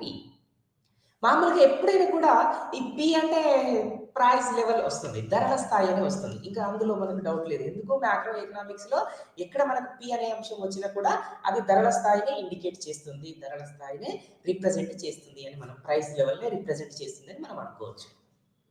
అలాగే మరి L అనేది ఏం చెప్తుంది అంటే డిమాండ్ ఫర్ రియల్ బ్యాలెన్సెస్. ఎక్కడైతే ఈ నిజ ఆదాయాలు ఉన్నాయి, నిజ మొత్తాలు ఉన్నాయి, రియల్ బ్యాలెన్స్ డిమాండ్, వీటిని మరి L ఇండికేట్ చేస్తుంది. అలాగే ఇంకా BH. మరి BH అనేది ఏంటిది అంటే ఈ బాండ్లకు ఉన్నటువంటిది, బాండ్స్ ఉన్నటువంటి నిజ డిమాండ్ కావచ్చు, నిజమైనటువంటి వాటికి ఉన్నటువంటి అది కావచ్చు, సప్లై కావచ్చు, డిమాండ్ కావచ్చు. మరి WN అనేది ఏం చెప్తుంది? సాధారణంగా WN అనేది ఏం చేస్తుంది అంటే వెల్త్, అంటే సంపద యొక్క నామినల్ వెల్త్ అనేది ఎంత ఉంది అని చెప్తుంది. Nominal wealth, WN, nominal wealth. అంటే సాధారణంగా ఈ మానవుడు ఎంత అయితే ఒక వ్యక్తి అయితే ఎంతైతే తను కోరుకుంటున్నాడు నగదు రూపంలో ఉండడానికి అన్నది ఒక నామినల్గా చెప్తాడు. అంటే ఎంత అంటే ఇక్కడ నిజంగా, రియల్గా, లేదా సగటున లేదా సాధారణంగా. సాధారణంగా అంటే సాధారణంగా వెల్త్కు ఉన్నటువంటి ఎంత ఉంది డిమాండ్, లేకుంటే నామినల్గా ఎంత వెల్త్ ఉంది, ఇది WN చూపిస్తుంది. కాబట్టి ఇక మనం ఏం చేస్తుంటాం? L+BH = WN/P. అంటే ఏదైతే ఈ నామినల్ వెల్త్ అనేది ఉంటుందో ఈ నామినల్ వెల్త్ని మనం ధరల స్థాయి చేత భాగిస్తాం. నామినల్ వెల్త్ని, సాధారణ సంపదని, ఆస్తిని లేదా వెల్త్ సంపదని ధరల స్థాయి చేత భాగిస్తాం. భాగించినప్పుడు వచ్చేది ఏంటిది అంటే మనకు ఇక్కడ నిజ ఆదాయం మొత్తం బ్యాలెన్స్ అనేది ఎంత ఉంది అనేది మనకు వస్తుంది. అంతేకాకుండా ఈ బాండ్స్ కానీ, సెక్యూరిటీస్ కానీ, ఈక్విటీస్ కానీ, వీటి యొక్క విలువ ఎంత ఉంది అన్నది వస్తుంది. ఎప్పుడు అదే మొత్తం ఆదాయాన్ని, నామినల్ వెల్త్ని, మొత్తం సంపదని దాని యొక్క ధరల స్థాయి చేత భాగించినప్పుడు వచ్చేదే L+BHగా మనం చూస్తూ ఉంటాం. అంటే ఇక్కడ మనీ మార్కెట్ సమతుల్యం అనేది మరి బాండ్ మార్కెట్ సమతుల్యానికి కూడా దారితీస్తుంది. ఇక్కడ ఆదాయం, నిజ ఆదాయం అన్నది రెండు మార్కెట్లో కూడా సమానంగా పంపిణీ అవుతూ వస్తుంది. అందుకే ఇక్కడ L+BH అన్నాం, L+BH అన్నాం =WN/P అన్నాం. అంటే WN/P అన్నది ఎప్పుడు కూడా ఈ ధరల స్థాయి చేత నిజ ఆదాయాన్ని, మనం నామినల్ ఆదాయాన్ని, సాధారణ ఆదాయాన్ని ఈ మనం ధరల స్థాయి చేత భాగించినప్పుడు వచ్చేదే L అంటారు. అలాగే నిజ ఆదాయం అన్నది ఈ రెండు మార్కెట్లో కూడా సమానంగా పంపిణీ జరుగుతుంది. అంతే కదా, L+BH కదా. మరి L+BH కానీ ఎప్పుడైతే WN/P అన్నది అయితే ఎప్పుడైతే L+BHకు సమానంగా ఉంటుందో అప్పుడు ఏమైతుంది? నిజ ఆదాయం అన్నది మరి ఏ విధంగా పంపిణీ అవుతుంది? Lకి మరియు BHకి సమానంగా పంపిణీ అవుతుంది. మరి దీనినే ఇక్కడ WN బై Pగా చెప్పుకొని is equal to M by Pగా చెప్పుకోవచ్చు. ఇక్కడ money supply, M by P money supply, P అంటే ప్రైస్ లెవెల్, మనీ సప్లైని డివైడెడ్ బై P అంటే మనీ సప్లైని ధరల స్థాయి చేత మనం భాగించగా మనకి ఏమొస్తుంది అనుకుంటున్నాం? WN బై P కూడా వస్తుంది అనుకుంటున్నాం. అంటే మళ్ళీ దీనికి ఏం చేయాలి? ఒక SBని యాడ్ చేయాలి. మరి SB అంటే ఏంటిది ఇక్కడ? అంటే ఇక్కడ real value of the supply of wands. ఎందుకు బాండ్స్ అంటున్నాం అంటే మనం ద్రవ్య సప్లైలో బాండ్స్, చెక్స్, ఈక్విటీస్, ఏవైతే DDs, ఏవైతే SDs ఇవన్నీ ఉన్నాయో, saving deposits, demand deposits, time deposits, fixed deposits అనుకుంటున్నామో ఇవన్నీ కూడా ఏం చేస్తుంది? అందులో భాగంగా ఉంటుంది. కాబట్టి దీన్ని నిజ విలువ యొక్క మరి సప్లై బాండ్స్ సప్లై యొక్క నిజ ఆదాయంగా, నిజమైనటువంటి విలువగా మనం చెప్తూ వస్తాం.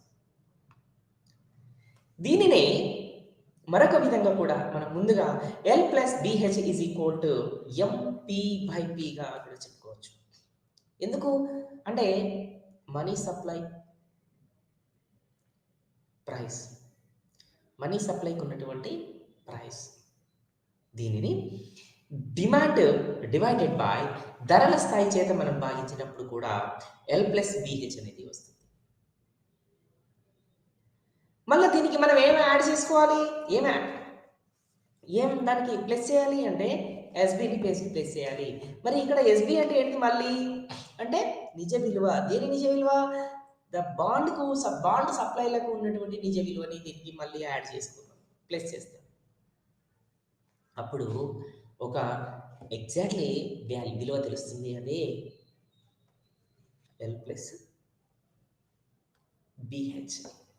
L plus BH.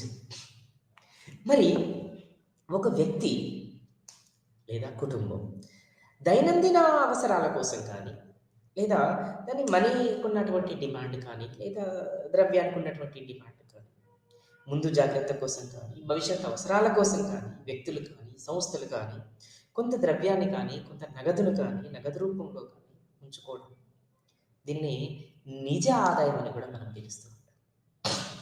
ఇది ఒక నిర్ణీత కాలానికి సంబంధించిందిగా ఉంటుంది. కానీ ఆ కాలంలో మరి ధరల స్థాయి పెరిగితే, ఆ సమయంలో ధరల స్థాయి పెరిగితే,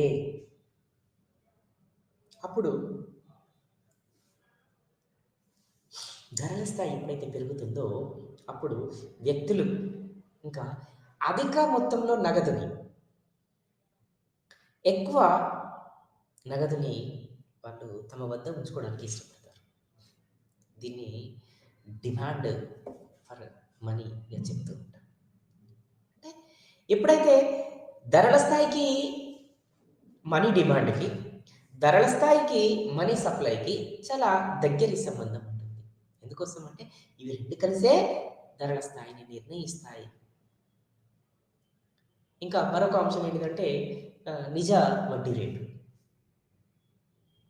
నిజ వడ్డీ రేటు కూడా ఇక్కడ ద్రవ్య సప్లైని, ద్రవ్య డిమాండ్ని నిర్ణయిస్తుంది. అంటే డిమాండ్ అనేది ఎప్పుడైనా సప్లైకి సమానమైనప్పుడు, అంటే మనం ఇందాక చెప్పుకున్నాం వస్తువు మార్కెట్లో ఎలాగనైతే వస్తువు డిమాండ్, వస్తువు సప్లైలు సమానం అవుతాయో అక్కడ అదే విధంగా మరి ద్రవ్య మార్కెట్లో కూడా ద్రవ్య డిమాండ్, ద్రవ్య సప్లై సమానమవుతాయి. అంటే ద్రవ్య డిమాండ్, ద్రవ్య సప్లైలు సమానమైన చోట మార్కెట్ సమతుల్యం అన్నది ఏర్పడుతుంది. ద్రవ్యత్వ మార్కెట్ సమతుల్యం అన్నది ఏర్పడుతుంది. ద్రవ్యత్వ మార్కెట్ సమతుల్యానికి దారి తీస్తుంది. అందుకే ద్రవ్య డిమాండ్ పరిమాణం తగ్గినప్పుడు వడ్డీ రేట్లో మార్పు వస్తుంది. సాధారణంగా ద్రవ్య డిమాండ్ పరిమాణం పెరిగింది అనుకుందాం, అప్పుడు వడ్డీ రేటు తగ్గుతుంది. ద్రవ్య డిమాండ్ పరిమాణం తగ్గింది అనుకుందాం, అప్పుడు వడ్డీ రేటు పెరుగుతూ వస్తుంది. ఇవి రెండు అంశాలు కూడా ద్రవ్య సప్లై పైన ఆధారపడి ఉంటుంది. సాధారణంగా ద్రవ్య సప్లై పెరిగినప్పుడు ద్రవ్య డిమాండ్ తగ్గడం, ద్రవ్య సప్లై తగ్గినప్పుడు ద్రవ్య డిమాండ్ పెరగడం జరుగుతుంది. అదేవిధంగా మరి ద్రవ్య డిమాండ్ తగ్గినప్పుడు వడ్డీ రేటు పెరగడం, ద్రవ్య డిమాండ్ తగ్గినప్పుడు వడ్డీ రేటు పెరగడం, పరిమాణం తగ్గినప్పుడు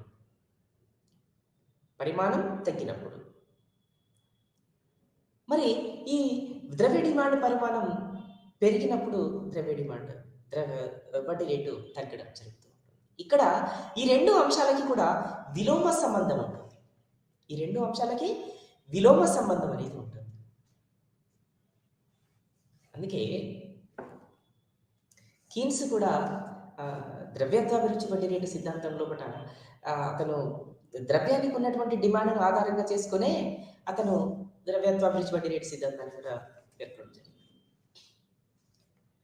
అంటే ఎప్పుడైతే ఈ డిమాండ్ అనేది సప్లైకి సమానం అవుతుందో వస్తు మార్కెట్ లాగానే మరి వస్తు డిమాండ్, వస్తు సప్లైలు రెండు కలిసి ఏ విధంగా సమతుల్య వస్తు మార్కెట్ని ఏర్పాటు చేస్తాయో అదే విధంగా మరి ద్రవ్య డిమాండ్, ద్రవ్య సప్లైలు రెండు కలిసి ద్రవ్యత్వ మార్కెట్ సమతుల్యాన్ని ఏర్పాటు చేస్తాయి.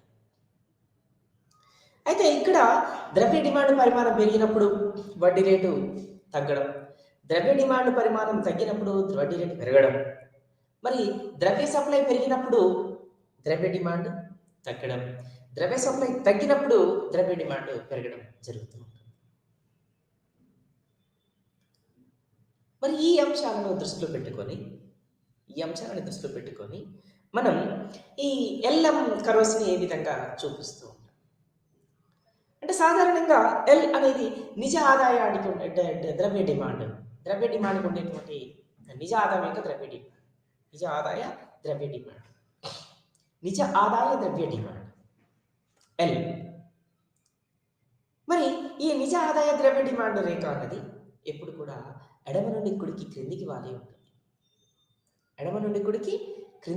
ఉంటుంది. From left to right downwards slope, ఎడమ నుండి కుడికి క్రిందికి వాలి ఉండడం. కారణం ఏంటి అంటే వడ్డీ రేటు పెరుగుతుంది, అప్పుడు మనీ సప్లై తగ్గుతుంది. లేదా మనీ సప్లై పెరిగినప్పుడు ఏమవుతుంది? వడ్డీ రేటు తగ్గుతుంది. అంటే వడ్డీ రేటు అన్నది మనీ సప్లై చేత కూడా ప్రభావితం. క్వాంటిటీ ఆఫ్ మనీ సప్లై, ద్రవ్య పరిమాణం చేత నిర్ణయించబడుతుంది. కాబట్టి ఇక్కడ నిజ ఆదాయ ద్రవ్య డిమాండ్ రేఖ ఎడమ నుండి కుడికి క్రిందికి వాలి ఉంటుంది. ఇక మనీ సప్లై. మరి మనీ సప్లైని చూపించేటువంటి రేఖ L curve, left right downwards, ఎడమ నుండి కుడికి క్రిందికి వాలి ఉంటుంది అనుకున్నాం. మరి ఎం కర్వ్ ఎట్లా ఉంటుంది అంటే ఇది వెర్టికల్ స్లోప్ లో ఉంటుంది. ఇది వెర్టికల్ టు ఓఎక్స్ యాక్సిస్ ఉంటుంది. ఇది వై అక్షానికి సమాంతరంగా ఉంటుంది. మరి ఎల్ కర్వ్ అయితే, ఎల్ రేఖ అయితే ఎడమ నుండి కుడికి క్రిందికి వాలి ఉంటుంది. ఎం కర్వ్ అయితే ఇది వై అక్షానికి సమాంతరంగా పెరుగుతూ ఉంటుంది. అంటే ఇక్కడ వడ్డీ రేటు పెరగడం అన్నది ఇక్కడ మనీ సప్లై అనేది ప్రభావితం చేస్తుంది. ఇవి రెండు కూడా మరి మనకు మానిటరీ ఆర్థిక వ్యవస్థ లోపల, ద్రవ్యత్వ ఆర్థిక వ్యవస్థ లోపల, ద్రవ్యత్వ మార్కెట్ లోపల మరి ఇవి రెండు ఖండించుకున్నటువంటి స్థాయినే సమతుల్య మార్కెట్ స్థాయి అంటాం. సాధారణంగా ఓ ఎక్స్ యాక్సిస్ పైన మనం మనీ సప్లైని, ఓ వై యాక్సిస్ పైన మనం రేట్ ఆఫ్ ఇంట్రెస్ట్ కావచ్చు లేదా వడ్డీ రేటుని చూపిస్తూ ఉంటాం. మనం ఇందాక చెప్పుకున్నాం ఈ మనీ సప్లై కర్వ్ అన్నది ఇప్పుడు కూడా వర్టికల్ టు ఓ ఎక్స్ యాక్సిస్గా ఉంటుంది అని. ఆ తర్వాత ఇక్కడ ఎల్ కర్వ్ ఎడమ నుండి కుడికి క్రిందికి వాలి ఉంటుంది అని చెప్పుకున్నాం. అంటే ఈ L1 కర్వ్ L2 కరో, L3 కరో. మరి వేటిపైన డిపెండ్ అయి ఉంటుంది? అంటే ఇక్కడ ఇన్కమ్ అండ్ అవుట్‌పుట్ పైన ఆధారపడి ఉంటది. రేట్ ఆఫ్ ఇంట్రెస్ట్ పైన ఆధారపడి ఉంటది. ఇన్కమ్ అండ్ అవుట్‌పుట్ అయిన ఆధారపడి ఉంటది. తర్వాత రేట్ ఆఫ్ ఇంట్రెస్ట్ పైన ఆధారపడి ఉంటుంది. వడ్డీ రేటు పైన. అంటే వడ్డీ రేటు అన్నది కూడా ఇక్కడ ఏంటిది? మనం ఎల్ఎం కరోస్‌ని తెలుసుకోవాలి అంటే ఇక్కడ ఆదాయం మరియు ఉత్పత్తి. ఆదాయం మరియు ఉత్పత్తి మరియు వడ్డీ రేటు ఉన్నటువంటి 2 అంశాల చేత ప్రభావితం చేయబడుతుంది. కాబట్టి ఇక్కడ ఎంతైతే ఇన్కమ్ అవుట్‌పుట్ పెరుగుతుందో అంతే మేరకి రేట్ ఆఫ్ ఇంట్రెస్ట్ పెరుగుతూ వస్తుంది. ఎల్ఎం కరో ఎప్పుడు కూడా ఎడమ నుండి కుడికి పైకి పెరుగుతూ ఉంటుంది.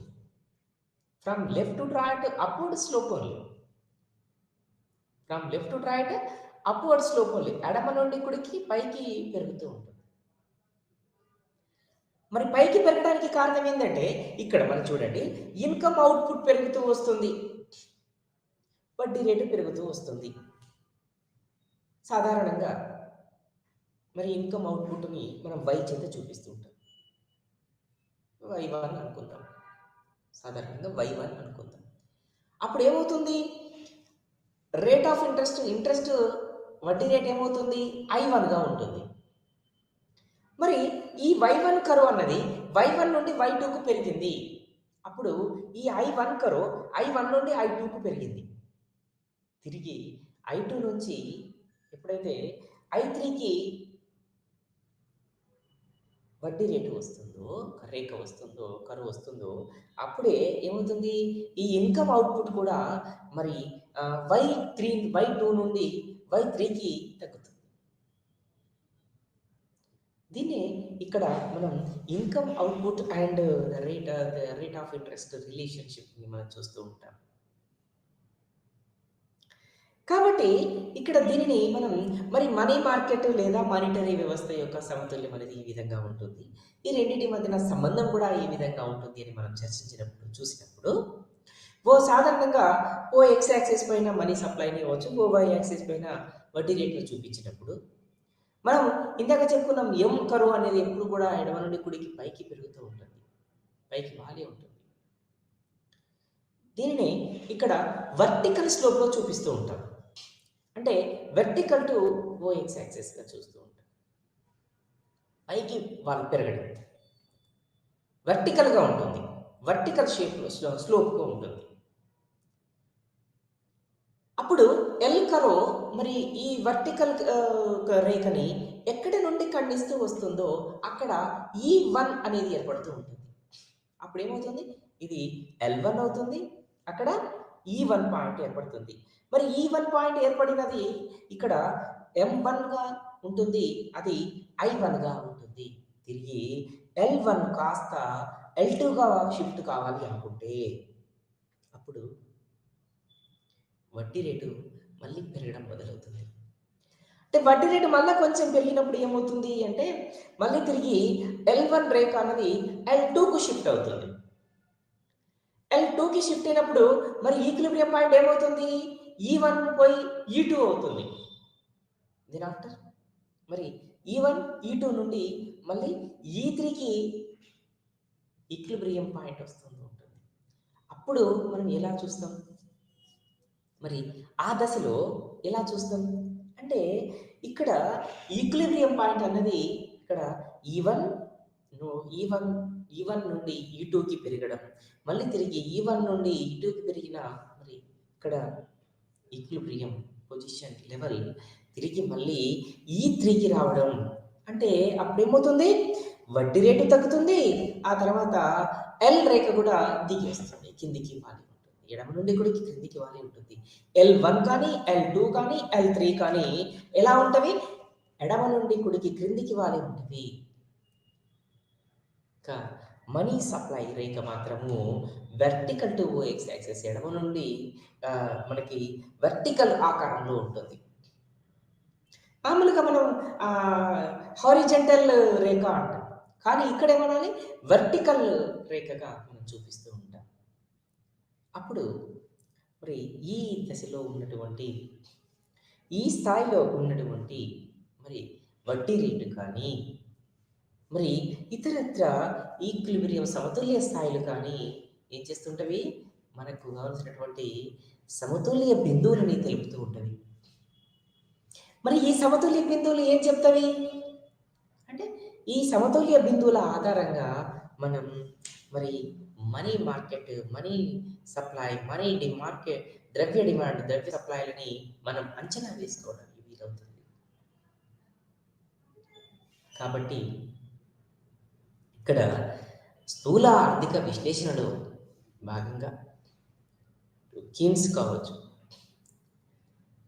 లేదా రాబర్ట్సన్ కావచ్చు, ఇతరత్ర ఆధునిక అర్థశాస్త్రవేత్తలు అంటే ఎవరు మరి ఆధునిక అర్థశాస్త్రవేత్తలు అంటే కీన్స్ తదనంతరం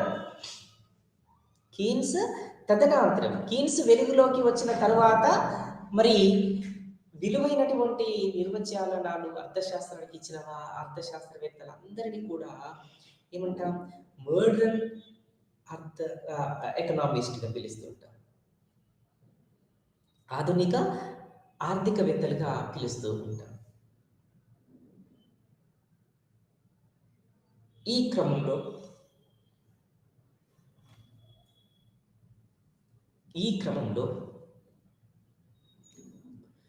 ఎప్పుడైతే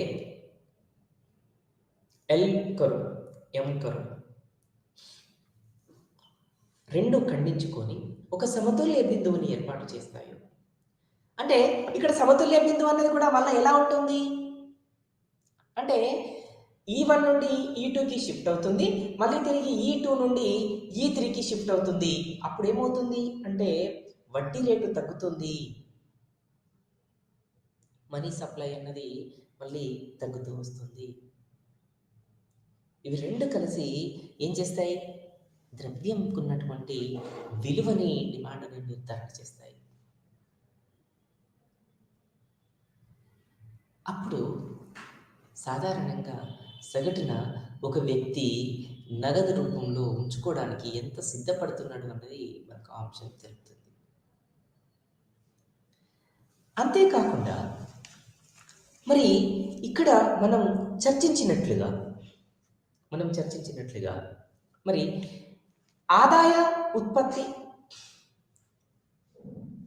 ఎక్స్ యాక్సిస్ పైన చూపించుకొని మరి వడ్డీ రేటుని వై యాక్సిస్ పైన చూపించుకున్నప్పుడు ఎల్ఎం కర్వ్ అన్నది ఎడమ నుండి కుడికి పైకి పెరుగుతూ వస్తుంది. అప్పుడు ఏమవుతుంది y1 కాస్త y2కి మారుతుంది, అప్పుడు E1 కాస్త E2గా మారుతుంది. దెన్ ఎప్పుడైతే E1 కాస్త E2కి మారుతుందో అప్పుడు ఏమవుతుంది y1 అన్నది y2 అవుతుంది, I1 అన్నది I2గా మారుతుంది. అప్పుడు ఎల్ఎం కర్వ్ అన్నది సమతుల్య స్థాయిని E1 నుండి E2కి చూపిస్తుంది. మరి సమతుల్య స్థాయి అన్నది E1 నుండి E2కి ఎప్పుడైతే చూపిస్తుందో E2 నుండి మళ్ళీ తిరిగి E3కి మళ్ళీ వస్తుంది.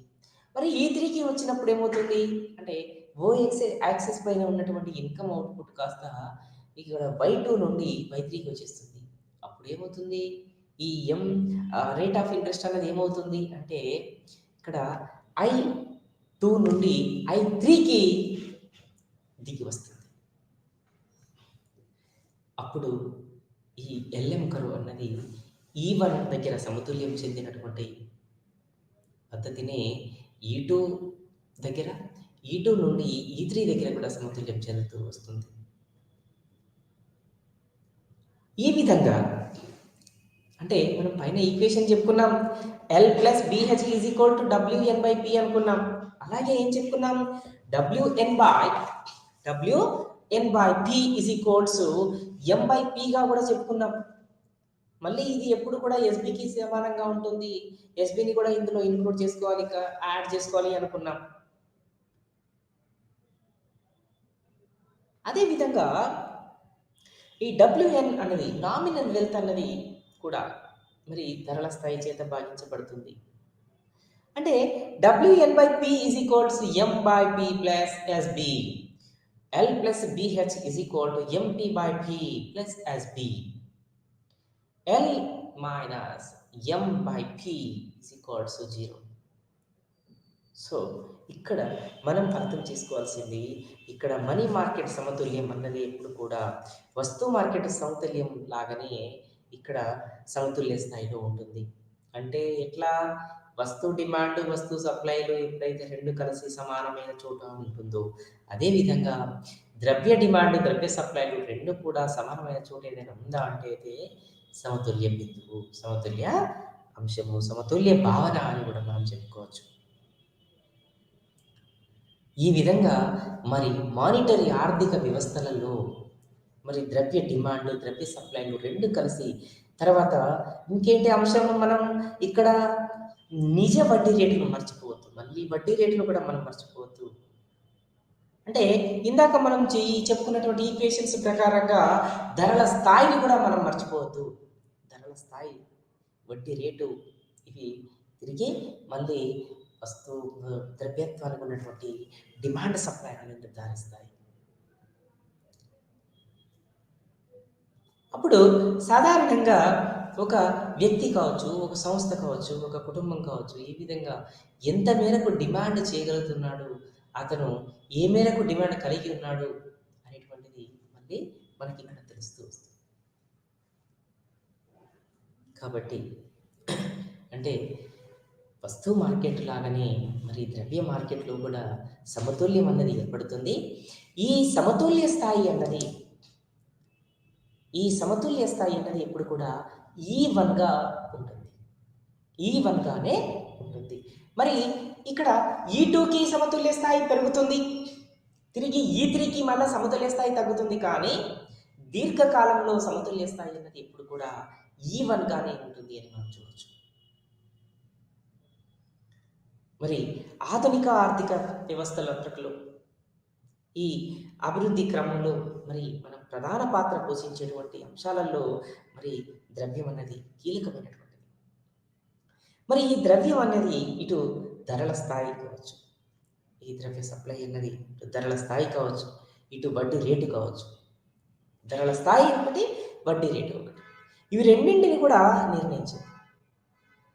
ఈ ద్రవ్య సప్లై చేత ప్రభావితం చేయబడుతుంది ఆర్థిక ప్రగతి. ప్రస్తుతం ధరల స్థిరీకరణకి మరియు ద్రవ్య సప్లై అనేది అత్యంత కీలకమైనటువంటి భూమికను పోషిస్తుంది. అంటే దేశ ఆర్థిక అభివృద్ధికి, స్థిరమైనటువంటి ఆర్థిక ప్రగతికి, పురోగతిని సాధించడానికి ద్రవ్య సప్లై అనేది తగు స్థాయిలో ఉండాలి. లేకపోతే ఏం జరుగుతుంది అంటే, తగు స్థాయిలో లేకపోతే ఏం జరుగుతుంది అన్నది కూడా ఒక అంశమే. అది ఏమవుతుంది అంటే ఇన్ఫ్లేషన్కి కానీ డిఫ్లేషన్కి కానీ మళ్ళీ పెరిగేటువంటి ప్రమాదం ఉంటుంది. కాబట్టి ఈ మనీ మార్కెట్ సమతుల్యం అనేది ఆర్థిక పురోభివృద్ధికి, ఒక పటిష్టవంతమైనటువంటి ఆర్థిక విధానాలను రూపొందించడానికి మరి ఈ మానిటరీ వ్యవస్థ అన్నది, ఈక్విలిబ్రియం, సమతుల్యం అన్నది అత్యంత కీలకమైనటువంటి అంశంగా మారుతుంది ఉంటుంది. దీనితో పాటుగా మరి ఈ ద్రవ్య సప్లైలు ఉంటాయా అంటే, మరి ద్రవ్య సప్లైలో డిమాండ్ డిపాజిట్లు ఒక భాగంగా ఉంటాయి. ప్రజలు, వ్యాపార సంస్థలు, ప్రైవేటు విత్త సంస్థలు, కంపెనీలు, వాణిజ్య బ్యాంకుల వద్ద ఉన్నటువంటి నిల్వ, వీటన్నింటినీ కలిపి మనం డిమాండ్ డిపాజిట్లు, ఇది ద్రవ్య సప్లైలో కూడా ఒక భాగంగానే మనం చూస్తూ ఉంటాం. ఈ రకమైన డిపాజిట్లు ఖాతాదారులు ఏ సమయంలోనైనా ఉపయోగించుకోవచ్చు. మరి ఇది చెల్లింపులు చేయవచ్చు. వారికి చెక్ల ద్వారా లావాదేవీలు పూర్తి చేస్తూ వారు డిమాండ్ డిపాజిట్లను ఉపయోగించవచ్చు. అప్పుడు మరి వివిధ ఆర్థిక వ్యవస్థలు సాధారణంగా మనం దేశంలో ఉన్నటువంటి, అంటే ప్రపంచంలోని మొత్తం దేశాలని సాంప్రదాయకమైనటువంటి విధానం ద్వారా 3 రకాలుగా చెప్పుకునేవాళ్ళు. అభివృద్ధి చెందిన దేశాలు, అభివృద్ధి చెందుతున్న దేశాలు, వెనుకబడిన దేశాలు. కానీ ఇప్పుడు ఆధునిక నిర్వచనం ప్రకారంగా మరి ఏ దేశం కూడా ప్రతి దేశం కూడా అభివృద్ధి చెందడానికి సర్వత్రా ప్రయత్నం కొనసాగిస్తూనే ఉంది. కాబట్టి ఇక్కడ ఏ దేశాన్ని కూడా వెనుకబడినటువంటి దేశంగా మనం పిలవడానికి అవకాశం లేనటువంటి ఒక సూచనతోటి అభివృద్ధి చెందిన దేశాలు, అభివృద్ధి చెందుతున్నటువంటి దేశాలు అని మొత్తం 2 రకాలుగానే మనం పిలవడం జరుగుతుంది. మరి మన దేశ ఆర్థిక వ్యవస్థ ఏ కోవలోకి వస్తుంది? అభివృద్ధి చెందుతున్న ఆర్థిక వ్యవస్థ కోవలోకి వస్తుంది. కాబట్టి ఇక్కడ ద్రవ్య సప్లై, ద్రవ్య డిమాండ్, ద్రవ్యత్వానికి ఉన్నటువంటి డిమాండ్ మరి దానికి ఉన్నటువంటి వడ్డీ రేటు అన్నది చాలా కీలకమైనటువంటి భూమికని పోషిస్తూ ఉంటుంది. అదే విధంగా మనం చెప్పుకున్నాం M1 అనుకున్నాం. M1 C+DD ప్లస్ OD అనుకున్నాం. అదర్ డిపాజిట్స్ అనుకున్నాం. DD అంటే డిమాండ్ డిపాజిట్స్ అనుకున్నాం. C అంటే కరెన్సీ, ప్రజల వద్ద నగదు రూపంలో ఉన్నది అనుకున్నాం. ఆ తర్వాత మరి M2గా చెప్పుకోవడానికి ఏం చెప్పుకున్నామంటే M1కి మొత్తం కలుపుకున్నాం. ఇందులో దీంతో పాటుగా పోస్ట్ ఆఫీసుల వద్ద ఉన్నటువంటి డిపాజిట్స్, సేవింగ్ డిపాజిట్స్ కూడా ఇందులో కలుపుకోవాలి అనుకున్నాం. అంటే M1లో ఏం కలిసి ఉంటుంది? కరెన్సీ కలిసి ఉంటుంది, డిపాజిట్లు కలిసి ఉంటాయి, అదర్ డిపాజిట్లు కలిసి ఉంటాయి. మరి M2లో ఏం కలిసి ఉంటుంది? M1 ప్లస్ పోస్ట్ ఆఫీసుల వద్ద ఉన్నటువంటి సేవింగ్ డిపాజిట్లు కలిసి ఉంటాయి అని చెప్పుకున్నాం. ఈ విధంగా మరి ద్రవ్యానికి ఉన్నటువంటి మరి వివిధ అంశాలన్నీ కూడా మరి M3 కావచ్చు. ఫర్ ఎగ్జాంపుల్ M3 ఎలా ఉంటుంది అనుకుంటే M2 ప్లస్ ఇక్కడ టైం డిపాజిట్స్ అన్నీ కూడా ఇందులో ఇంక్లూడ్ అయి ఉంటాయి. అందుకే దీనిని M3ని ఏమనుకుంటాం? బ్రాడ్ మనీ అంటాం. బ్రాడ్ మనీ అంటాం. ఆ తర్వాత M4 అనేది మళ్ళీ M1 అన్నది ఏమైందంటే నేరో మనీగా మనం పిలుస్తూ ఉంటాం. గుర్తుపెట్టుకోవాలి. వాటి యొక్క లక్షణాల దృష్ట్యా, వాటి యొక్క ప్రాధాన్యత దృష్ట్యా మరి ఇక్కడ మనం ఏం చేస్తున్నాం? M1ని ఏమని పిలుస్తున్నాం? పరిమితంగా చెప్తున్నాం. కానీ M3ని ఏమంటున్నాం? బ్రాడ్ కాన్సెప్ట్గా చెప్తున్నాం, బ్రాడ్ మనీగా చెప్తున్నాం, నేరో మనీగా చెప్తున్నాం, సంకుచితమైనటువంటి ద్రవ్యంగా చెప్తున్నాం. M3ని మాత్రము బ్రాడ్ మనీగా చెప్తున్నాం, చాలా ద్రవ్యంగా చెప్తున్నాం. అంటే వాటికి ఉన్నటువంటి లిక్విడిటీ ఆధారంగా, వాటికి ఉన్నటువంటి లిక్విడిటీ బేస్ ఆధారంగా. అదేవిధంగా M4 చెప్పుకున్నాం. M4ని మరి M3 ప్లస్ మళ్ళీ పోస్ట్ ఆఫీస్ డిపాజిట్స్, సేవింగ్స్ అన్నీ కూడా ఇందులో కలుపుకోవాలి అనుకున్నాం.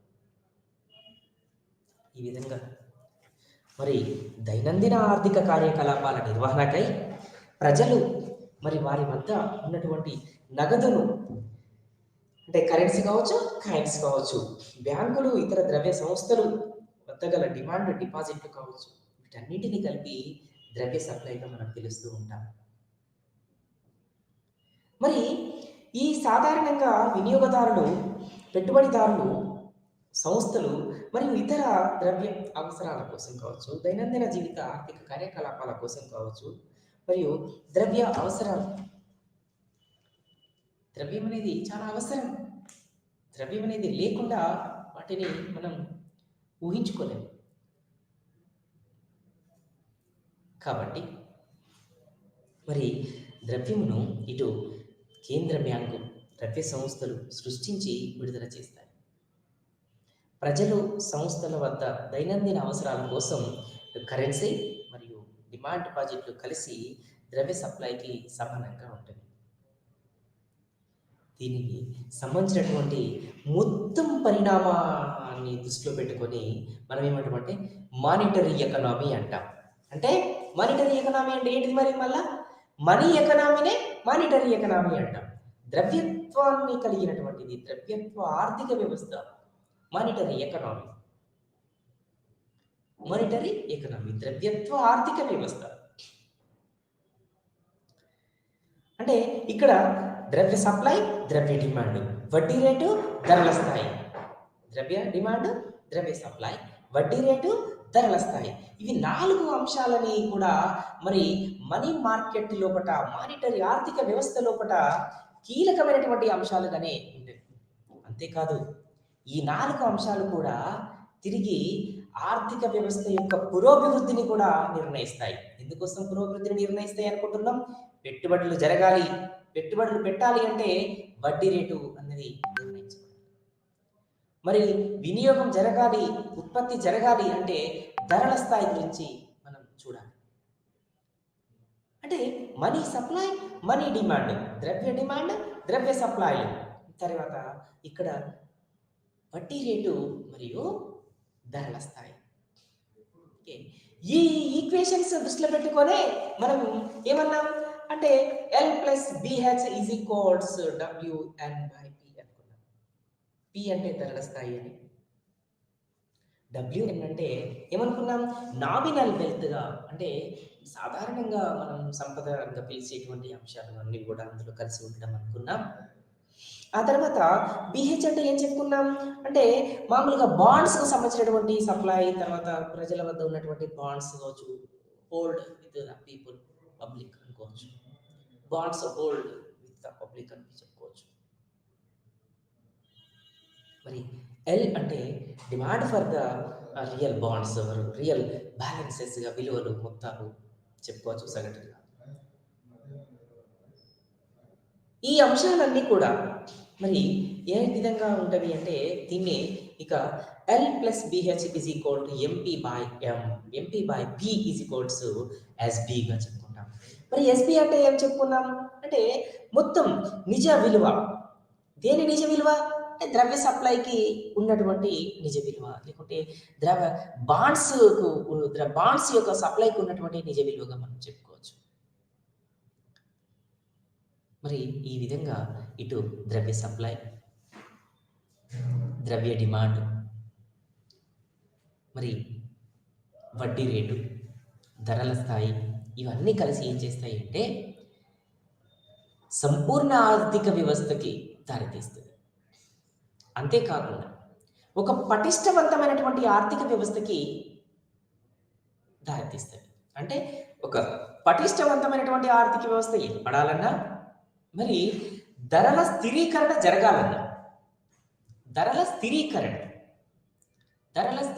జరగాలన్నా, లేదా ఆర్థిక ప్రగతి జరగాలన్నా, ఆర్థిక పురోభివృద్ధి జరగాలన్నా, ద్రవ్యోల్బణం నియంత్రణలో ఉండాలన్నా ఈ 4 అంశాలు కూడా కీలకమైనటువంటి భూమికని పోషిస్తాయి. ఈ 4 అంశాలు కూడా మరి ఆర్థిక పురోభివృద్ధికి, ఆర్థిక ప్రగతికి ఏం చేస్తాయి అంటే బూస్టింగ్ ఫ్యాక్టర్స్గా చెప్పుకోవచ్చు. బూస్టింగ్ ఫ్యాక్టర్స్గా మనం పిలవచ్చు. ఈ 4 అంశాలు లేకుండా ప్రస్తుత ఆర్థిక ప్రగతిని కావచ్చు, ప్రస్తుత ఆర్థిక పురోభివృద్ధిని కావచ్చు, ఆర్థిక వృద్ధి రేటును కావచ్చు ఊహించలేము. అందుకే ఇక్కడ ద్రవ్యత్వ ఆర్థిక వ్యవస్థ, మానిటరీ ఎకనామీ అన్నది అత్యంత కీలకమైనది అని మనం ముందే చెప్పుకున్నాం. అంటే ఎట్లా చెప్పుకున్నాం అంటే ద్రవ్యం అనేది సృష్టించబడకుండా ఉండినట్లయితే, ద్రవ్యం అనేది సృష్టించకపోయినట్లయితే ఈ రోజు మనం చూస్తున్నటువంటి ఆర్థిక ప్రగతి, ఆర్థిక పురోభివృద్ధి ఇంత సౌభాగ్యమైనటువంటి దశ ఉండేది కాదు, ఊహించేది కాదు. అందుకు ప్రధాన కారణం ద్రవ్యత్వమే. కాబట్టి ద్రవ్యానికి మనం ఏం చెప్పుకున్నాం, దైవత్వం కూడా ఉంటుంది అనుకున్నాం. ఇది భారతదేశంలో మనం చూస్తున్నటువంటి అంశం. అంటే దైవత్వాన్ని, ద్రవ్యం లోపల కూడా మనం దైవత్వాన్ని చూస్తూ ఉంటాం. చాలా దానికి ఎగ్జాంపుల్స్ చెప్పుకోవచ్చు. తదనంతరం వస్తు మార్పిడి తదనంతరం ఈ విశాలమైనటువంటి ప్రపంచంలో ఇంత ప్రపంచ వృద్ధి రేటు, వివిధ దేశాల వృద్ధి రేటు, ఆర్థిక ప్రగతి, ఆర్థిక సౌభాగ్య దశ, ఆర్థిక పురోభివృద్ధి అన్నది ఈ సాధ్యం కావడానికి మానిటరీ ఆర్థిక వ్యవస్థని, ద్రవ్య ఆర్థిక వ్యవస్థని కీలకమైనటువంటి భూమిక పోషించింది. మరి ఈ రకంగా ఈ ద్రవ్య ఆర్థిక వ్యవస్థ లోపల ఒకటి మనీ సప్లై కావచ్చు, ద్రవ్య సప్లై కావచ్చు, ద్రవ్య డిమాండ్ కావచ్చు, మరియు ధరల స్థాయి కావచ్చు, మరియు వడ్డీ రేటు కావచ్చు. ఈ 4 అంశాలు కీలకమైనటువంటి భూమికను పోషిస్తాయి. కాబట్టి ఎప్పుడైతే మార్కెట్ లోపల ఇక్కడ వడ్డీ రేటు అన్నది మరి మనీ సప్లైకి ఎల్ రేఖ, ఎం రేఖ ఎక్కడనైతే ఖండించుకుంటావో అది సమతుల్య మార్కెట్‌గా మనం ద్రవ్యత్వ మార్కెట్‌గా మనం చూస్తూ థాంక్ యూ.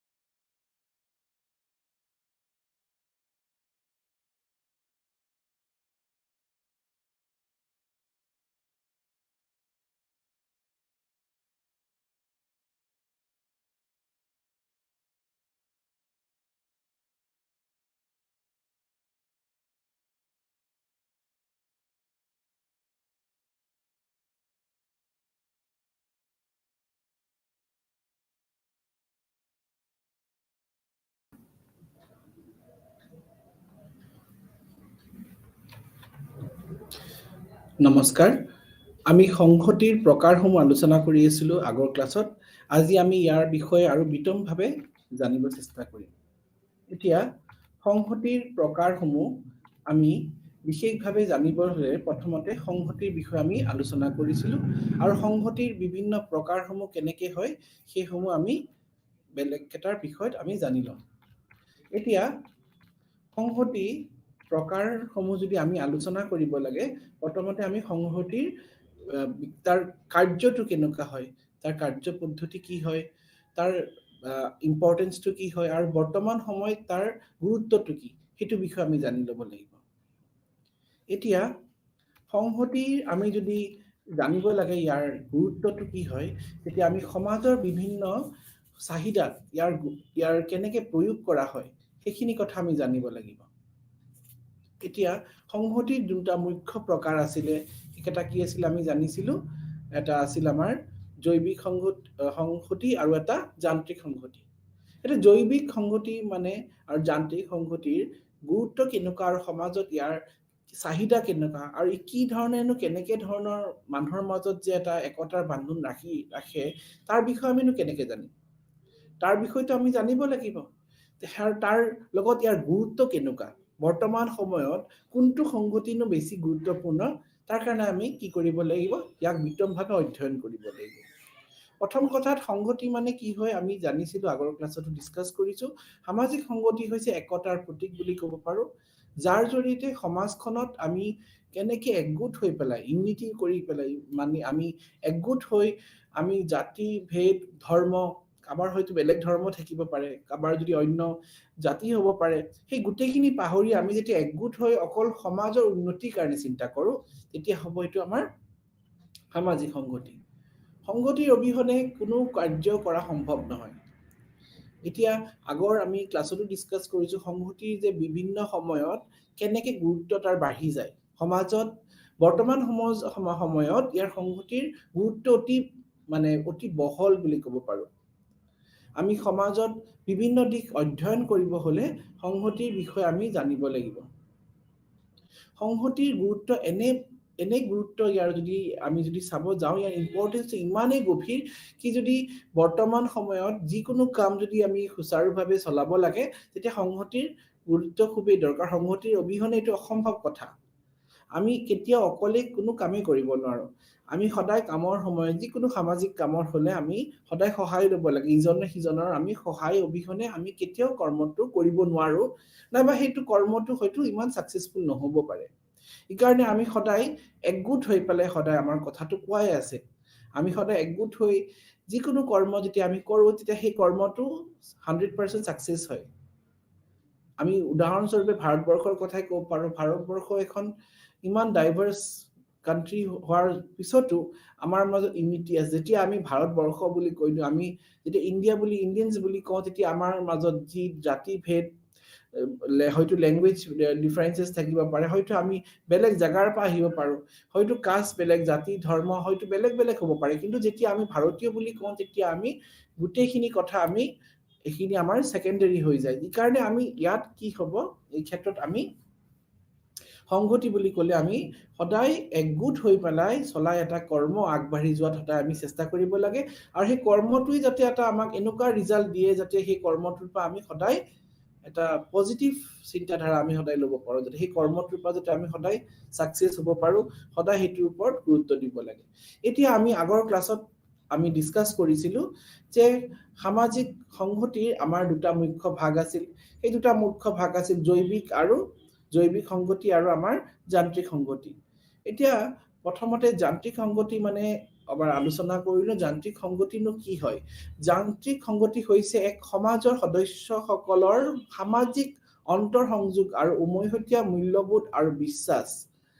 এই উমৈহতীয়া মূল্যবোধ আৰু বিশ্বাসবোৰে এক সামূহিক বিবেক গঠন কৰে, যি ব্যক্তিজনৰ সদস্যসকলৰ মাজত অভ্যন্তৰীণভাৱে কাম কৰে যাতে তেওঁলোকে সহযোগিতা কৰে।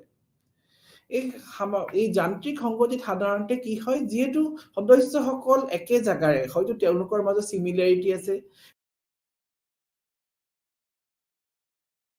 একে কমিউনিটিৰ হ'ব পাৰে, তাৰ মাজত তেওঁলোকে নিজে তেওঁলোকৰ এটা সংগঠিত হৈ যায় কাৰণ কি তেওঁলোক একেই জাগাৰে হ'ব পাৰে নাইবা তেওঁলোক তেওঁলোকৰ মাজত সিমিলাৰিটি আছে তেওঁলোকৰ মাজত যেহেতু একে মানে সিমিলাৰিটি আছে বিৰাজমান আছে এইকাৰণে আমি হয়তো অন্য প্ৰকাৰেদি নহলেও কিন্তু তেওঁলোকে যেহেতু একেই জাগাৰ নাইবা একেই কাষ্টৰ নাইবা একেই কমিউনিটিৰ হ'ব পাৰে তেতিয়া সেইটো দৃষ্টিৰ পৰা যদি আমি চাওঁ হেনেকুৱা হলে যান্ত্ৰিক সংগতি হ'ব যেহেতু তেওঁলোকে একেই জাগাৰ নাইবা তেওঁলোকৰ মূল্যবোধ একেই হ'ব পাৰে কেতিয়াবা সেই জাগাৰ পৰা তেওঁলোকৰ মাজত হয়তো কিছু সিমিলাৰিটি আছে সেই যোনটো তেওঁলোকে কেতিয়াও সেইখিনি এৰাব নোৱাৰে তে হেনেকে দৃষ্টিৰ পৰা যদি আমি চাওঁ তেনেকে এইটো যান্ত্ৰিক সংগতি হ'ব নিজে নিজে যেতিয়া তেওঁলোকে সেই গোটটোৰ ভিতৰত অন্তৰ্ভুক্ত হৈ যায় যেতিয়া একোটা লোক মানে সম্প্ৰদায়ৰ লোক তেওঁলোকৰ মাজত হয়তো অন্য ডিফাৰেন্স থাকিব পাৰে তেওঁলোকৰ মাজত ভেৰিয়েচন হ'ব পাৰে কিন্তু যদি তেওঁলোকে মানে নিজকে সেই গ্ৰুপটোৰ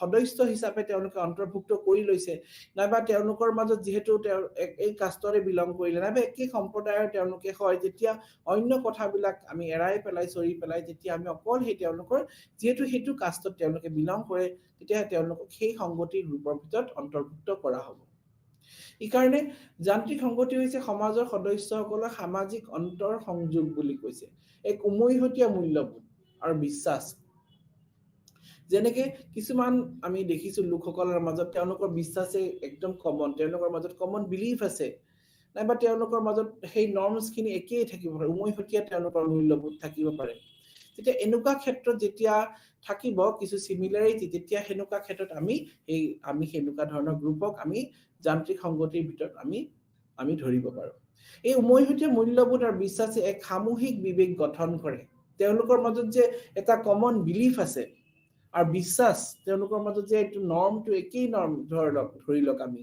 উদাহৰণস্বৰূপে ধৰো যদি তেওঁলোকৰ মাজত একে ধৰণৰ বিলিফ সিস্টেম লগতে একে ধৰণৰ বিশ্বাস বিৰাজমান হৈ আছে যোনটো তেওঁলোকে পৰিৱৰ্তন কৰিব নোৱাৰে নাইবা সেই বিলিফটো তেওঁলোকৰ সমাজত একেবাৰে গৃহভাৱে মানে একেবাৰে ডিপলি ৰুটেড চলি আছে যেনেকুৱা হেনেকুৱা ধৰণৰ ক্ষেত্ৰতো সেই সদস্যসকলৰ মাজত কিছু সংগতি থাকিব তেওঁলোকে যেহেতু একেই জাগাৰে নাইবা একেই ধৰণৰ বিলিফ সিস্টেম তেওঁলোকৰ মাজত আছে তেওঁলোকে যিখিনি বিলিফ সিস্টেম আগৰ পৰা মানি চলি আছে তেওঁলোকৰ একদম মানে অভ্যন্তৰিকভাৱে তেওঁলোকে সেইখিনি কাম কৰি আছে সেই বিলিফ সিস্টেমখিনি সেই বিশ্বাসখিনি তেওঁলোকে কেতিয়াও এৰাই চলিব নোৱাৰে তেওঁলোকৰ এই বিলিফ সিস্টেমৰ লগত তেওঁলোকে মানে উত্তৰপুত্ৰভাৱে জড়িত হৈ আছে সেইখিনি তেওঁলোকে কেতিয়াও অতৰাই দিব নোৱাৰে আমি এনেকুৱা উদাহৰণ বহুত আছে যদি আমি চাওঁ যেনেকে আমি আগৰ সমাজত চাইছো যে গ্ৰাম্য সমাজত এই সমাজত ধৰি লওক তেওঁলোকে একে ধৰণে ধৰি লওক লাইফষ্টাইল দি চলি আছে কৃষকখিনিয়ে ক'লো আমি তেওঁলোকে খেতিৰ লগতে জড়িত আছে তেওঁলোকে একে কৰ্মই কৰি আছে তেতিয়া সেইখিনি ক্ষেত্ৰত আমি কি হ'ব তেওঁলোকে নিজে মেকানিকেলি তেওঁলোকে এটা গ্ৰুপত সোমাই যাব তেওঁলোকে কৃষকৰ লগতে কৃষি কৰ্মৰ লগতে জড়িত হৈ আছে তেতিয়া কৃষি কৰ্মত তেতিয়া অন্য কথা নাহি যায় তেওঁলোকে কৃষি কৰ্মত যেহেতু একগোট হৈ পেলাই কাম কৰিছে তেওঁলোকৰ নিজে অটোমেটিক্যালি তেওঁলোকে এটা কৃষক মানে গোটত তেওঁলোকে অন্তৰ্ভুক্ত হৈ যাব নাইবা উদাহৰণস্বৰূপে মাছমৰীয়া সম্প্ৰদায় ক'লো তেওঁলোকে মাছ মাৰাৰ লগতে জড়িত আৰু তেওঁলোকে সেইটো বৃত্তিৰ লগতে তেওঁলোকে নিজৰ জীৱন অতিবাহিত কৰিছে তেতিয়া হেনেকুৱা ক্ষেত্ৰতো কি হ'ব তেওঁলোকে সেইটো গোটত অন্তৰ্ভুক্ত হৈ যাব গতিকে যান্ত্ৰিক সংগতি হৈছে প্ৰাক উদ্যোগ আৰু গ্ৰাম্য কৃষি সমাজত পোৱা মানে সামাজিক মানে এটা টাইপ বুলি ক'ব পাৰো কেনে ধৰণে তেওঁলোকে আমি এখন মানে প্ৰাক উদ্যোগ আৰু গ্ৰাম্য কৃষি সমাজত কেনে ধৰণে লোকসকলে বসবাস কৰে প্ৰি ইণ্ডাষ্ট্ৰিয়েল যদি কওঁ মানে বা ভিলেজ সোসাইটি বিলাকত আমি দেখিছো তেওঁলোকৰ জীৱনশৈলীবিলাক প্ৰায় একেই থাকে তেওঁলোকে এটা শ্ৰেণীৰ লোকসকলে তেওঁলোকে কৃষিৰ লগতে জড়িত থাকে আৰু তেওঁলোকৰ লাইফষ্টাইল সাধাৰণতে একেই হয় যেনেকৈ আমাৰ এনেকুৱা এটা উদাহৰণ আছে যে মহিলাসকলে এইটো কৰ্মৰ লগতে জড়িত হ'ব লাগিব যোনটো আগৰ পৰা চলি আছে যেনেকুৱা সেইটো কৰ্ম তেওঁলোকে কৰিবই লাগিব সেইটো কৰ্মৰ লগতে যদি তেওঁলোকে জড়িত তাৰ সেই লগত গোটেই গাঁওখনে সেইটো কৰ্মই কৰি আছে ঘৰুৱা কাম তেতিয়া হেনুকাৰ লগত যেতিয়া অটোমেটিক্যালি তেওঁলোকে সেইটো গ্ৰুপটোৰ ভিতৰত অন্তৰ্ভুক্ত হৈ যায় যেতিয়া তেওঁলোকে ইচ্ছা নকৰিলেও তেওঁলোকে সেইটো গ্ৰুপৰ ভিতৰত আছে যিহেতু তেওঁলোকে সেই কৰ্মৰ লগত জড়িত ঠিক হেনেকে যেতিয়া আমি দেখা পাওঁ কিছু লোক নাইবা কিছু মানে লোকে যেতিয়া তেওঁলোকৰ উমৈহতীয়া মূল্যবোধ আৰু বিশ্বাস একেই হয় নাইবা একেই ধৰণৰ কৰ্মৰ লগত তেওঁলোকে জড়িত তেওঁলোকৰ অন্তৰ সংযোগ থাকে আৰু সেই ধৰণৰ মূল্যবোধ উমৈহতীয়া মূল্যবোধ আৰু বিশ্বাসে এক সামূহিক বিবেক গঠন কৰে তেওঁলোকৰ মাজত এনেকুৱা একে ধৰণৰ এটা একে ধৰণৰ চিন্তাধাৰা এটা সৃষ্টি হ'ব আৰু তাৰ কাৰণে তেওঁলোকে কি হ'ব পিছত গৈ তেওঁলোকে নিজে নিজে যান্ত্ৰিক সংগতিত অন্তৰ্ভুক্ত হৈ যাব তাৰ পিছত এই সমাজবোৰত একেলগে ধৰি ৰাখা বান্ধোনবোৰে তেওঁলোকক মতামত নিৰ্ভৰ কৰে যেনেকে সমতাৰ নিৰ্ভৰ কৰে আমি তেওঁলোকৰ যেটো মতামত একেই থাকিব তেওঁলোকৰ একে ধৰণৰ কৰ্মৰ লগত নিয়োগ তেওঁলোক আৰু লগতে তেওঁলোকে যিহেতু তেওঁলোকৰ চিন্তাধাৰা বিলাক একেই তেওঁলোকৰ মাজত তেওঁলোকে যিখিনি তেওঁলোকৰ মূল্যবোধ তেওঁলোকৰ চিন্তাধাৰা তেওঁলোকৰ বিশ্বাস যিহেতু একেই তেতিয়া হেনুকা ক্ষেত্ৰত এই সমাজবোৰত একেলগে যেটো ৰাখে বান্ধোনটো তেওঁলোকৰ সমতাৰ ওপৰত তেওঁলোকৰ যেটো ইকুৱেলিটি তেওঁলোকৰ গোটেই সমাজত সবখিনি সমান তেওঁলোকৰ সমাজত কোনো ডিফাৰেন্সেস নাই যেহেতু একেখিনি মানুহ একেখিনি কৰ্মৰ লগত জড়িত হৈ আছে ইকাৰণে গোটেইখিনি মানুহ একেই হ'ব তেওঁলোকৰ মাজত কোনো ধনী দুখীয়া উচ্চ নিচ এনেকুৱা নাথাকে যেটো ইকুৱেল আছে তেওঁলোকৰ যিখিনি সাদৃশ্য আছে তেওঁলোকৰ যিখিনি আমি ক'ব যদি যাওঁ তেতিয়া তেওঁলোকৰ মাজত যিখিনি কমন সবখিনি মাজতে আছে যিখিনি কমন বিলিফস আছে কমন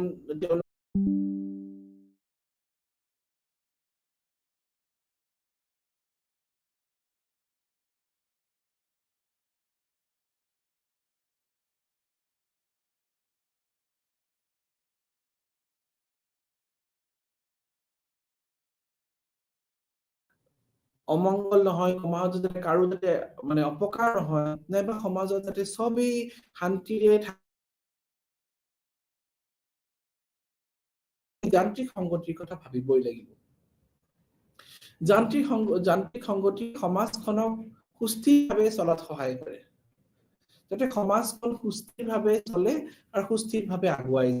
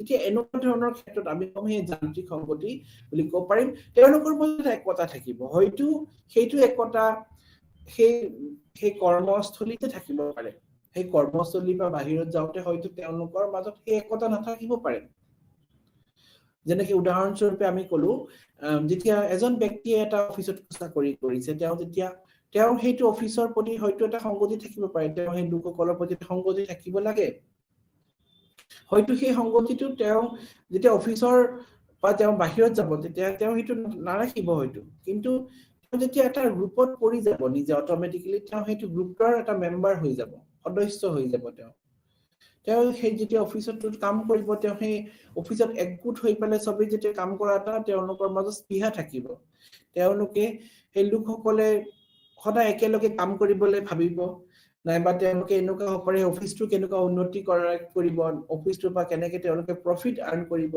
তেওঁলোকে এনেকুৱা ধৰণৰ এটা সদায় চিন্তাধাৰা আগবাঢ়িব তেওঁলোকে সদায় ভাবিব কি অফিচটো কেনেকৈ উন্নতি কৰিব তেওঁলোকে অফিচত থাকি কেনেকৈ ডেভেলপমেন্ট আনিব পাৰে তেওঁলোকৰ কেনেকৈ ইনকাম সোৰ্স বাঢ়িব তেওঁলোকে একগোট হৈ এইটো কাম কৰিব লাগিব তেতিয়া সেইটো সম্ভৱ হৈ উঠিব তেতিয়া এনেকুৱা ধৰণৰ ক্ষেত্ৰত হয়তো সেইজন ব্যক্তি সেইখিনি সময়ত তেওঁ অন্য কথা নাভাবে তেওঁ যোন ব্যক্তিৰ লগত কাম কৰি আছে হয়তো সেই ব্যক্তিসকল অন্য কাষ্টৰো হ'ব পাৰে, কিন্তু যিহেতু সেইখিনি সময়ত খুবেই দৰকাৰ তেওঁলোকে যেতিয়া একগোট হৈ পেলাই কাম কৰিব তেতিয়া সেইটো আমি যান্ত্ৰিক সংগতিৰ ভিতৰত ধৰো। তাৰপিছত কেতিয়াবা মূল্যবোধৰ ওপৰতো হয়, যদি তেওঁলোকৰ মূল্যবোধ একে ধৰণৰ, তেওঁলোকৰ যদি যেনেকুৱা ধৰণৰ তেওঁলোকে প্ৰিন্সিপালছ খিনি আছে, তেওঁলোকৰ যি নৈতিকতা ভাৱ আছে, নাইবা তেওঁলোকে যেনেকুৱা ধৰণৰ মূল্যবোধৰ আধাৰত তেওঁলোকে চলি আহিছে ইমান দিনে, তেওঁলোকে একে ধৰণৰ মূল্যবোধ ৰাখিব বিচাৰিছে, তেওঁলোকে সেই মূল্যবোধ যদি তেওঁ দেখিছে তেওঁৰ ব্যক্তিজনৰ যি মূল্যবোধ আছে অন্য ব্যক্তিজনৰ একে ধৰণৰ মূল্যবোধ আছে, সেনেকুৱা ক্ষেত্ৰত যেতিয়া আমি দেখিম তেতিয়া আমি দেখিলো দেখোন তেওঁলোকৰ মাজত বহুখিনি কমন আছে, বহুখিনি সিমিলাৰিটি আছে, তেতিয়া সেনেকে ধৰণৰ কিন্তু একোটা সংগতি হয়। যিহেতু তেওঁৰ যিখিনি ব্যক্তিজনৰ যিখিনি মূল্যবোধ তেওঁ দেখিছে তেওঁৰ অপোনেণ্টৰ দেখোন একে ধৰণৰ মূল্যবোধ আছে, তেওঁলোকৰ দেখোন থিংকিং একে, কমন থিংকিং, কমন বিলিফ আছে, একে ধৰণৰ বিশ্বাস, তেওঁলোকৰ মাজত একে ধৰণৰ বিশ্বাস আছে প্ৰচলিত, ব্যক্তিজনে যোনটো বিশ্বাস ৰাখিছে সেই অন্য ব্যক্তিজনৰ দেখোন একে ধৰণৰ বিশ্বাস আছে, তেতিয়া সেনেকুৱা ক্ষেত্ৰত আমি দেখিম তেওঁলোকে অট'মেটিকেলি সেইটো এটা গ্ৰুপত অন্তৰ্ভুক্ত হৈ যাব। ধৰি লওক এজন ব্যক্তিয়ে খুবেই তেওঁ সুপাৰষ্টিচিয়াছ হয়, অন্ধবিশ্বাসী, তেওঁ যেনেকুৱা ধৰণৰ এটা বিশ্বাস ৰাখিছে, তেওঁ দেখিছে তেওঁৰ অন্য কিছুমান সদস্যৰ দেখোন এনেকুৱা ধৰণৰ বিশ্বাস আছে, তেতিয়া অট'মেটিকেলি তেওঁলোকে সেইটো গ্ৰুপত অন্তৰ্ভুক্ত হৈ যাব। তাৰপিছত হয়তো কেতিয়াবা আমি এনেকুৱাও দেখিছো যিহেতু কাষ্টম কিছুমান সমাজত লোকসকলৰ একে ধৰণৰ কাষ্টম, তেওঁলোকে একে ধৰণৰ পৰম্পৰা ৰীতি নীতি যেতিয়া একে ধৰণৰ থাকিব, তেতিয়া অট'মেটিকেলি তেওঁলোকে এটা মেকানিকেলি তেওঁলোকে এটা গ্ৰুপত অন্তৰ্ভুক্ত হৈ যাব। যিহেতু তেওঁলোকৰ কাষ্টম একেই, তেওঁলোকৰ পৰম্পৰা, তেওঁলোকৰ ট্ৰেডিশ্যন যেতিয়া একেই থাকিব তেতিয়া তেওঁলোকে অট'মেটিকেলি সেইটো গ্ৰুপত অন্তৰ্ভুক্ত হৈ যাব। এই সাদৃশ্যবোৰে সমাজখনক একত্ৰিত আৰু সন্মিশ্ৰণভাৱে চলাই ৰাখিবলৈ সহায় কৰে। এই যি একতা, সেই একতাই কিন্তু সমাজখনক এটা সুস্থিৰ দিশত আগবাঢ়িব সহায় কৰে, স্মুথলি যাতে সোসাইটিটো ৰান কৰে সেইটো কিন্তু ক্ষেত্ৰত বহুখিনি ক্ষেত্ৰত সহায় কৰে।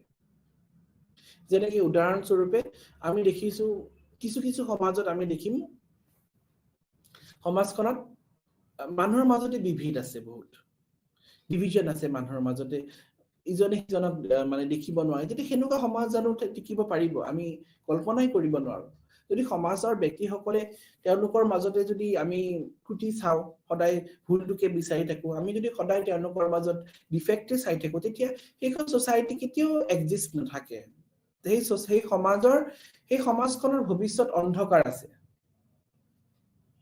এইকাৰণে যিখন সমাজত ধৰি লওক একত্ৰিতভাৱে তেওঁলোকে লোকসকলে আগবাঢ়ি গৈছে, আৰু যিখন সমাজত হয়তো তেওঁলোকে অন্য ডিফাৰেন্স পাহৰি পেলাই তেওঁলোকে যিহেতু সেইখন সমাজৰে লোক, তেতিয়া সেনেকুৱা ধৰণৰ যেতিয়া তেওঁলোকে একত্ৰিত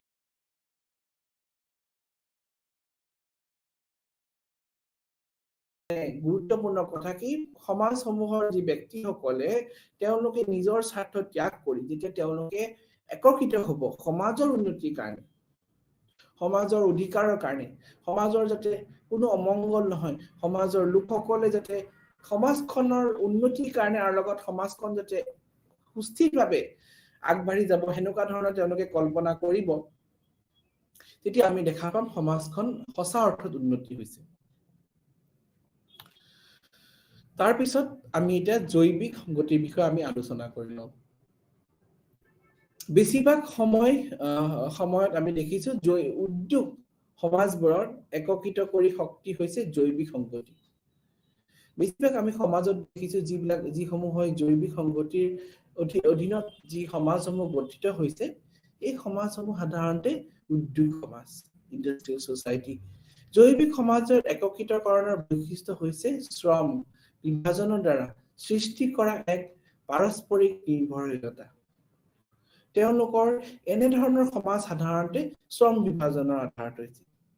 যিসমূহ সমাজত শ্ৰমৰ আধাৰত এইসমূহ সমাজ সৃষ্টি হৈছে, এনে সমাজক আমি জৈৱিক সংগতিৰ দ্বাৰা সৃষ্টি হোৱা সমাজ বুলি ক'ব পাৰো।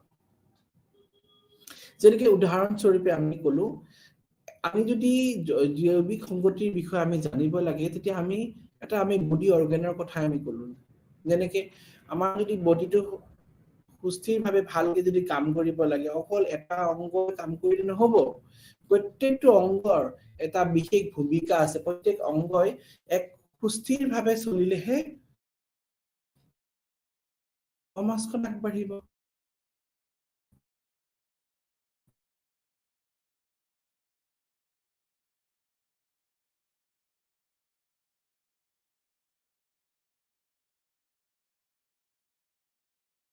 সংহতিৰ ক্ষেত্ৰতো ঠিক তেনেদৰে একেই কথাটো আহি যায় যেতিয়া আমি এটা কৰ্মত নিযুক্ত হৈ আছো সেই কৰ্মৰ লগত কিন্তু অন্য ব্যক্তি নিযুক্ত হৈ আছে জড়িত হৈ আছে তেতিয়া যেনেকৈ উদাহৰণস্বৰূপে কৃষকসকলৰ মই উদাহৰণ দিলো কৃষকসকলে যেনেকৈ খেতি কৰে খেতি কৰাৰ লগত তেওঁলোকে খেতিৰ দ্বাৰা তেওঁলোকে শস্য উৎপাদন কৰিলে শস্য উৎপাদন কৰাৰ লগতে তেওঁলোকে অকল শস্য উৎপাদন কৰিলে কিন্তু শস্য উৎপাদন কৰাৰ পিছত সেই শস্যসমূহ বিক্ৰী কৰিলে বিক্ৰী কৰি পেলাই এই যে খেতি পথাৰত তেওঁলোকে যি সঁজুলি ব্যৱহাৰ কৰিছে এই সঁজুলিসমূহ কোনে তৈয়াৰ কৰিছে সঁজুলিসমূহ হয়তো আধুনিক সঁজুলি হ'ব পাৰে নাইবা ট্ৰেডিশ্যনেল সঁজুলি হ'ব পাৰে যেনেকৈ ট্ৰেক্টৰ উদাহৰণস্বৰূপে সেই ট্ৰেক্টৰটো যোনে বনাইছে সেই তাৰে কাৰখানাত যি বনাইছে কাৰখানাতটো ব্যক্তিসকলে কাম কৰিছে ব্যক্তিসকলে তেওঁলোকে সেই ট্ৰেক্টৰখন বনাওঁতে বহুখিনি লোক জড়িত হৈ আছে তাৰপিছত সেই ট্ৰেক্টৰখন আহি পেলাই খেতি পথাৰত কাম কৰিলে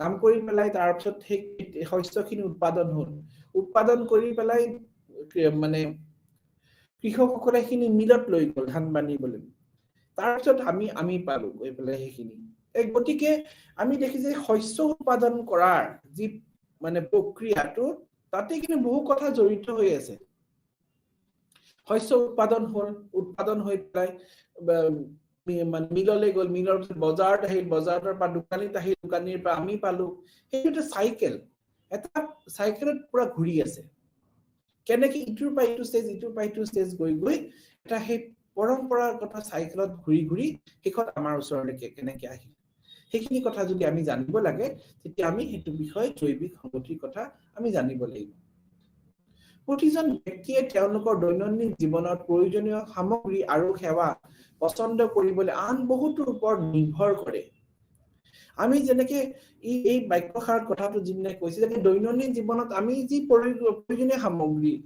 আমি সেই সামগ্ৰীসমূহ আমি যেন সব আমি নিজে উৎপাদন কৰোঁ নেকি নকৰো যেনেকে চাউলৰ কথাটোৱে ক'লো মই চাউল আমি আহি পেলাই ডাইৰেক্ট দোকানৰ পৰা কিনি আনিলো কিন্তু দোকানতনো কেনেকৈ আহিব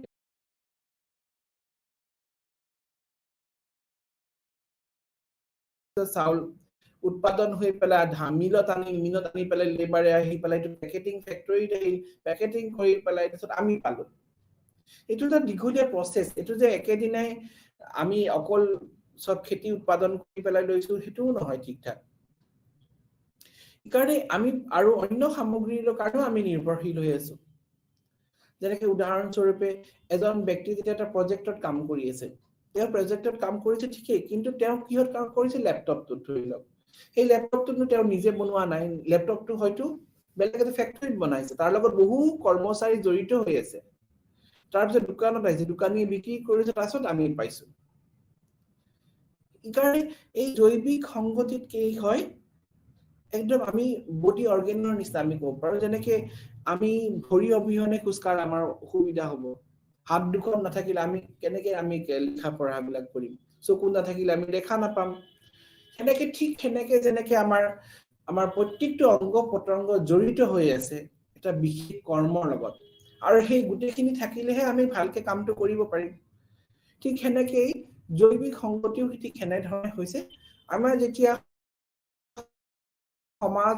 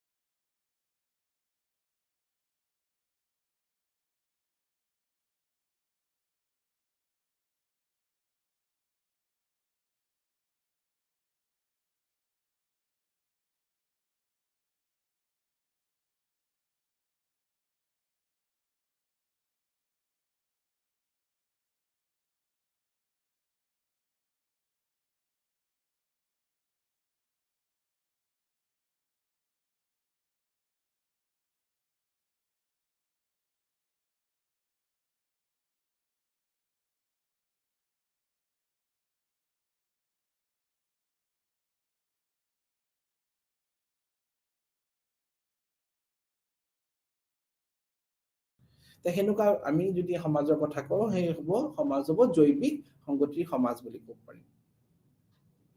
এতিয়া জৈৱিক আৰু যান্ত্ৰিক সংগতি সমাজৰ মাজত পাৰ্থক্যসমূহ আমি এবাৰ আলোচনা কৰিলো। সমাজৰ সাদৃশ্যৰ পৰা যান্ত্ৰিক সংগতি উদ্ভৱ হয়, আনহাতে সমাজৰ সদস্যসকলৰ মাজত পাৰস্পৰিক নিৰ্ভৰশীলতাৰ পৰা জৈৱিক সংগতি উদ্ভৱ হয়।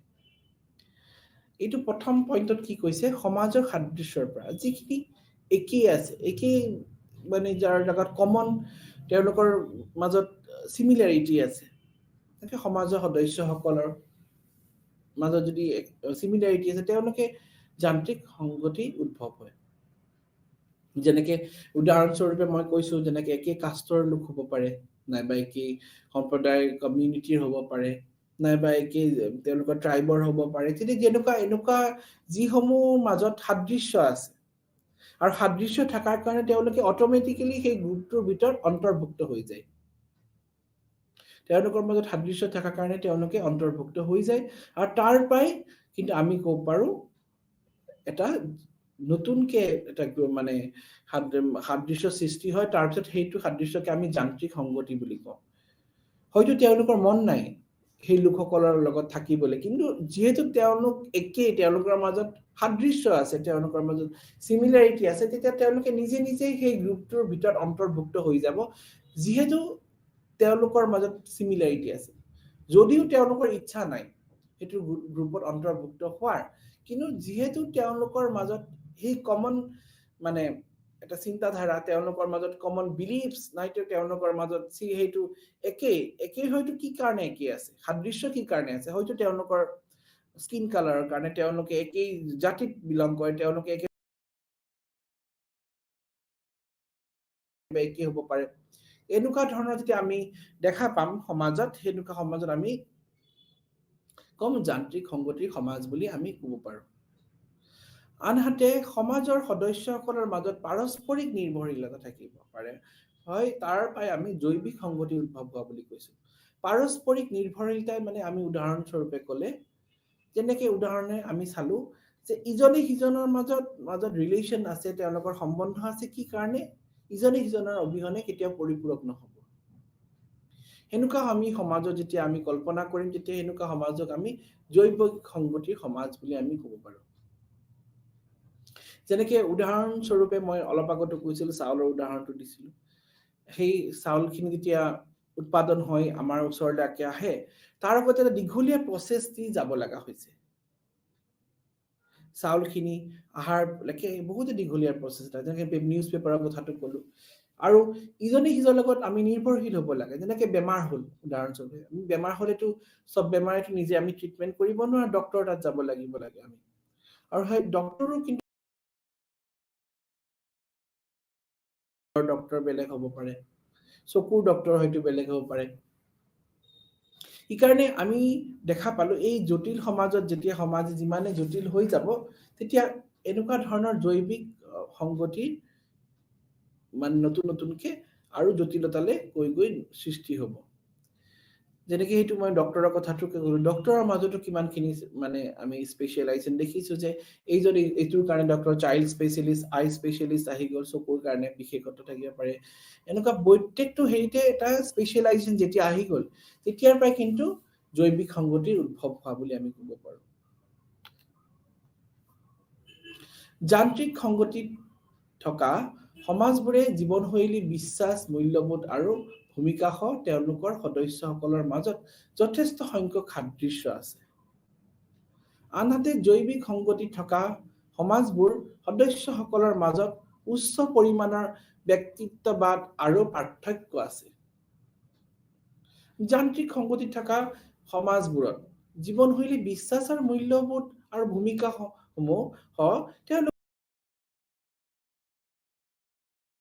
তেওঁলোকৰ জীৱনশৈলী হয়তো কেতিয়াবা একেই হ'ব পাৰে। যেনেকে উদাহৰণস্বৰূপে আমি কৈছিলো, যেনে মাছমৰীয়া সম্প্ৰদায়, তেওঁলোকে মাছমৰীয়া সম্প্ৰদায়ৰ লগত একেই, যিহেতু তেওঁলোকে একে কমন বৃত্তিৰ লগত জড়িত হৈ আছে। তেওঁলোকৰ গোটেই সমাজৰ লোকসকলে ধৰি লওক মাছ মৰাৰ লগত, মাছমৰীয়া সম্প্ৰদায় বুলি আমি যোনটো কথা কওঁ, তেতিয়া সেনেকুৱা ক্ষেত্ৰত আমি যেতিয়া তেওঁলোকে ইচ্ছা নাই ধৰি লওক তেওঁলোকৰ কিছু লোকসকলৰ হয়তো তেওঁলোকে মাছমৰীয়া বুলি ক'বলৈ ইচ্ছা নাই কিন্তু আমি মাছমৰীয়া সম্প্ৰদায় বুলি ক'ব লাগিব তেতিয়া তেওঁলোকে সেইটো গ্ৰুপৰ ভিতৰত সোমাই গ'ল অন্তৰ্ভুক্ত হৈ গ'ল নাইবা কেতিয়াবা আমি ধৰ্মৰ আধাৰতো আমি ভাগ কৰো যেনেকৈ হিন্দু ধৰ্মৰে গ'লো ইছলাম ধৰ্মৰে গ'লো তেওঁলোকে যেতিয়া এটা বিশেষ বিশ্বাসৰ লগত জড়িত হৈ যাব তেওঁলোকে তেতিয়া সেই গোটটোৰ ভিতৰত তেওঁলোকে অন্তৰ্ভুক্ত হৈ যাব তেওঁলোকে বিশেষ বিশ্বাসৰ লগত জড়িত যেনেকৈ এক ধৰ্মৰ কথাটোৱে ক'লো তেওঁলোকে বিশেষ ধৰ্মৰ লগত জড়িত ধৰ্মীয় বিশ্বাসৰ লগত তেওঁলোকে জড়িত হৈ আছে তেতিয়া তেওঁলোকে অটোমেটিক্যালি আমি যান্ত্ৰিক সংগতি বুলি ক'ব পাৰো কাৰণ কি তেওঁলোকৰ বিশ্বাসৰ লগত তেওঁলোকক এটা গ্ৰুপৰ ভিতৰত অন্তৰ্ভুক্ত কৰি দিছে তেওঁলোকৰ যি বিশ্বাস এই বিশ্বাসৰ কাৰণে তেওঁলোকে এটা গ্ৰুপৰ ভিতৰত নিজকে সামৰি ল'ব লগা হৈছে তাৰ পিছত আৰু এটা কথা ক'লো কেতিয়া জীৱনশৈলীৰ লগতো বহুত জড়িত যেনেকৈ মই আৰু এটা আগৰ ক্লাছতো কৈছো যেনেকৈ হৰিজন সম্প্ৰদায়ৰ লোকসকল তেওঁলোকৰ জীৱনশৈলী আছিল যে আৰু তাৰো দিয়া সফাই কৰ্মৰ লগত তেওঁলোকৰ জীৱনশৈলী আগতে আছিল এতিয়া নহয় এতিয়া বহু পৰিৱৰ্তন হৈছে তাৰ মাজত বহু শিক্ষিত মানুহে ভাল পজিশন লৈ আমাৰ দেশৰ উন্নতিৰ কাৰণে আগবাঢ়ি আহিছে আৰু তেওঁলোকে এতিয়াও কিন্তু সেই তেওঁলোকৰ বৃত্তিৰ লগত তেওঁলোকে চিনাক্তকৰণ কৰা হয় বহু ক্ষেত্ৰত যেনে সেইকাৰণে মই কৈছো কেতিয়াবা জীৱনশৈলী তেওঁলোকে যেতিয়া একে ধৰণৰ জীৱনশৈলীৰ লগত কৰ্ম নিযুক্ত হৈ আছে তেওঁলোকে যেতিয়া একে সেই মূল্যবোধ লগত কেতিয়াবা নিযুক্ত হৈ আছে যেনেকৈ তেওঁলোকৰ মূল্যবোধ কেনেকুৱা যেনেকৈ আমি দেখিছো সমাজৰ কিছু লোকসকলে তেওঁলোকৰ মূল্যবোধ মানে আগৰ নিচিনাই কি হৈ আছে অতীতত যি মূল্যবোধ ৰাখিছিল তেওঁলোকৰ যি প্ৰিন্সিপাল সেইটো এতিয়াও প্ৰিন্সিপালছখিনি এতিয়াও তেওঁলোকে ফলো কৰি আছে তেতিয়া তেওঁলোকে সদায় কি বিচাৰিব তেওঁলোকৰ সেই মূল্যবোধৰ নিচিনা ফলো কৰা একে ধৰণৰ মানুহক তেওঁলোকে সদায় সাপোৰ্ট কৰিব তেওঁলোকৰ যিহেতু মিল থাকিল কিহৰ কাৰণে মিল থাকিল তেওঁলোকৰ মূল্যবোধ সেই ব্যক্তিজনৰ যি মূল্যবোধ একে আছে তেওঁ দেখিছে তেওঁৰ মূল্যবোধ হয়তো অন্য এজন লোকৰ লগত তেওঁলোকৰ মূল্যবোধ একে দেখিল তেওঁলোকে এটা গ্ৰুপ হৈ গ'ল তাৰ পিছত কেতিয়াবা ভূমিকাৰ লগত আছে কি ৰোল প্লে কৰিছে যেনেকৈ এজন ব্যক্তি হয়তো তেওঁ শিক্ষক হিচাপে তেওঁ এখন স্কুলত কৰ্মৰ লগত জড়িত হৈ আছে যেতিয়া তেওঁ এই শিক্ষাৰ লগত জড়িত হৈ থাকিব তেওঁ সেই বিশেষ কৰ্মৰ লগত জড়িত হৈ থাকিব তেতিয়া তেওঁ অটোমেটিক্যালি তেওঁৰ লগত যিখিনি লোক কাম কৰি আছে তেওঁলোকে অটোমেটিক্যালি সেই গ্ৰুপটোত অন্তৰ্ভুক্ত হৈ যাব যেনেকৈ তেওঁলোক কেতিয়াবা ভূমিকা লৈও কেতিয়াবা হয় তেওঁলোকৰ সদস্যসকলৰ আমাৰ যথেষ্ট সংখ্যক সাদৃশ্য থাকে কাৰণে আমি দেখিম যে এনেকুৱা ধৰণৰ যি আমি গোট নাইবা সমাজ দেখিছো সেই সমাজত বহুত যথেষ্ট সংখ্যক সাদৃশ্য থাকে যে বিশ্বাসৰ লগত যে কথাটো ক'লো তেওঁলোকৰ ধৰ্মীয় বিশ্বাস কেতিয়াবা একে হ'ব পাৰে তেওঁলোকৰ পূজা পাতল ফেষ্টিভেল কেতিয়াবা একে হ'ব পাৰে তেওঁলোকৰ খাদ্যৰ লগৰ কাৰণে তেতিয়া একে হ'ব পাৰে কাষ্টম ট্ৰেডিশন পৰম্পৰা কেতিয়াবা যিহেতু তেওঁলোকৰ একেই তেওঁলোকৰ পৰম্পৰা একেই তেওঁলোকৰ ট্ৰেডিশন একেই তেওঁলোকৰ ল্যাঙ্গুৱেজ কেতিয়াবা একে হ'ব পাৰে ল্যাঙ্গুৱেজৰ আধাৰটো কেতিয়াবা তেওঁলোকে অটোমেটিক্যালি অসমীয়া বুলি ক'ব পাৰে যেহেতু অসমীয়া ধুনীয়াকৈ কয় অসমীয়া তেওঁলোকে জানে অসমৰ পৰাই হয় তেওঁলোকে অসমীয়া বুলি নিজকে ক'লে তেওঁলোকে অন্য মানে বেলেগ বুলি ক'ব নোৱাৰে কাৰণ কি তেওঁলোকৰ ভাষা এইটো তেওঁলোকৰ ল্যাঙ্গুৱেজ এইটো মাদাৰ টাং এইটো মাতৃভাষা তেনে মাতৃভাষাৰ আধাৰত আমি এটা গ্ৰুপত অন্তৰ্ভুক্ত কৰি দিলো যদিও তেওঁৰ সেইটো গ্ৰুপত অন্তৰ্ভুক্ত হ'বলৈ নাই কিন্তু আমি যদি দেখিলো যে তেওঁলোকে সেইটো গ্ৰুপৰ মানে সদস্যসকলৰ যিখিনি মানে ক্যাৰেক্টাৰছ আছে সেইখিনি হয়তো একেবাৰে মিল তেতিয়া তেওঁলোকে অটোমেটিক্যালি সেইটো গ্ৰুপত অন্তৰ্ভুক্ত হৈ যাব আনহাতে জৈৱিক সংগতিত থকা সমাজবোৰৰ সদস্যসকলৰ মাজত উচ্চ পৰিমাণৰ ব্যক্তিত্ববাদ আৰু পাৰ্থক্য আছে তেওঁলোকৰ মাজত উচ্চ পৰিমাণৰ ব্যক্তিত্ববাদ থাকিব পাৰে আৰু পাৰ্থক্য আছে যেনেকৈ জৈৱিক সংগতিৰ যোনটো কথা ক'লো তেওঁলোকৰ মাজত ইণ্ডিভিজুৱেলিজম ডিফাৰেন্সেছ বেছি আমি জৈৱিক আৰু পাৰ্থক্য আছে যেনেকৈ মই ডক্টৰৰ কথাই ক'লো যদি আমি চিকিৎসক বুলি চাওঁ চিকিৎসকৰ মাজতে আজিকালি কিমান চিকিৎসক আছে যেনেকৈ হাড়ৰ ডক্টৰ চকুৰ আকৌ আপোনালোকৰ মানে তাৰ প্ৰত্যেকটো বিভাগৰে একোটা বেলেগকে সেইকাৰণে আমি এই জৈৱিক সংগতি যদি চাওঁ তেতিয়া আমি দেখা পালো কি যিমানে সমাজ আগুৱাই গৈছে মানে আধুনিক হৈ গৈ আছে সিমানে এই সমাজসমূহৰ কিছু ক্ৰিয়াকলাপ জটিল হৈ গৈ আছে আৰু তাৰ মাজতে কিছু স্পেচিয়েলাইজেশ্যন আহি গৈছে তাৰ পিছৰ পইণ্টটো জৈৱিক সংগতিত থকা সমাজখনৰ সদস্যসকলৰ যান্ত্ৰিক সংগতিত থকা সমাজৰ সদস্যৰ তুলনাত ইজনে সিজনৰ ওপৰত অধিক নিৰ্ভৰশীল। জৈৱিক সংগতি থকা সমাজখনৰ তাদের জৈৱিক সংগতিত যি সমাজৰ যি লোকসকল আছে যান্ত্ৰিক সংগতিত থকা সমাজৰ সদস্য তেওঁলোকৰ মানে ইজনে সিজনৰ ওপৰত নিৰ্ভৰশীল অধিক নিৰ্ভৰশীল যেহেতু তেওঁলোকে জৈৱিক সংগতি আৰু ইয়াত কি হয় আমি দেখিছো জৈৱিক সংগতিত যেহেতু তেওঁলোকৰ ইয়াতে তেওঁলোকে হয়তো এটা বৃত্তিৰ লগত জড়িত হৈ আছে কাৰণ তেওঁলোকে কি হ'ব পাৰে ইয়াতে কোনো ধৰণৰ মানে অটোমেটিকলি সেইটো গ্ৰুপটোত তেওঁ নপৰে তেওঁ হয়তো অসমীয়া তেওঁ কিন্তু যোনটো বৃত্তিৰ লগত জড়িত হৈ আছে সেইটো হয়তো মানে তাতে বহুত ধৰণৰ লোক অন্তৰ আছে ধৰি লওক কাম কৰি আছে অফিসটোত তেতিয়া তেওঁ সেইটো গ্ৰুপত আহি যাব আৰু এই বৰ্তমান সময়ত কিন্তু ইজনে সিজনৰ ওপৰত যে নিৰ্ভৰশীল যিটো মানে অধিক আমি দেখিছো যেনেকৈ উদাহৰণস্বৰূপে কাৰোবাৰ বেমাৰ হ'ল আমিতো নিজে ট্ৰিটমেন্ট কৰিব নোৱাৰিম ডক্টৰ তাত যাব লাগিব তাতো ডক্টৰ চিকিৎসকটো আমি চকুৰ হাড় কিমান ধৰণৰ মানে তাৰটো ডিফাৰেন্সেস আছে আমি ইকাৰণে আমি দেখিছো এই বৰ্তমান মানে যোনটো আমি জটিল সমাজৰ কথা কৈছো তাতে কিন্তু ইয়াৰ ভূমিকাটো খুবেই বেছি জৈৱিক সংগতি তাৰ পিছত যান্ত্ৰিক সংগতিত থকা সমাজবোৰৰ কম জটিল আনহাতে জৈৱিক সংগতিসমূহ সমাজবোৰ জটিল অধিক জটিল এই যান্ত্ৰিক সংগতি সমাজসমূহ ইয়াৰ জটিলতা কম ইয়াত কমপ্লেক্সিটিটো কম যেহেতু লোকসকলে একেখন জাগাৰে হয় তেওঁলোকে একেখিনি সম্প্ৰদায় হয় তেওঁলোকৰ মাজত জটিলতা নাই তেওঁলোকে এইটো গ্ৰুপতে অন্তৰ্ভুক্ত হৈ গ'ল যেহেতু তেওঁলোকে একে জাগাৰ একে জাতিৰ হ'ব পাৰে একে ধৰণৰ চিন্তাধাৰা হ'ব পাৰে তেওঁলোকৰ মাজত জটিলতা ইকাৰে নাই কিন্তু জৈৱিক সংগতিত এই সমূহ মানে অধিক জটিল জৈৱিক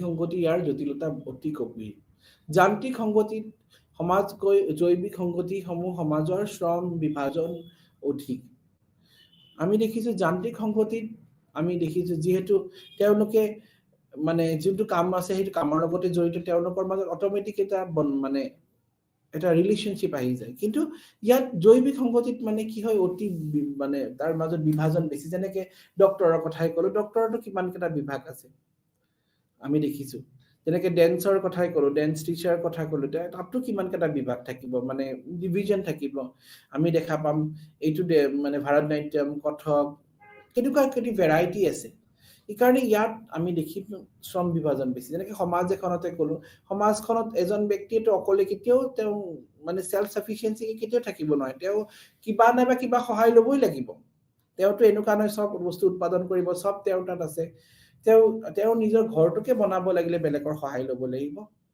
তেওঁটো নিজে ঘৰটো বনাব নোৱাৰিব অন্য কামৰ কথা বাদেই দিলো নাইবা কিবা ধৰ্মীয় অনুষ্ঠান কৰিব গৈছে তেওঁ তেতিয়া মানে পূজাৰীজনক মাতিছে তেতিয়া তেওঁ বেলেগ এজন ব্যক্তিৰ সহায় ল'ব লগা হৈছে তেওঁটো এইখিনি কাম নিজে কৰিব নোৱাৰিব হেনেকে ধৰণৰ হয়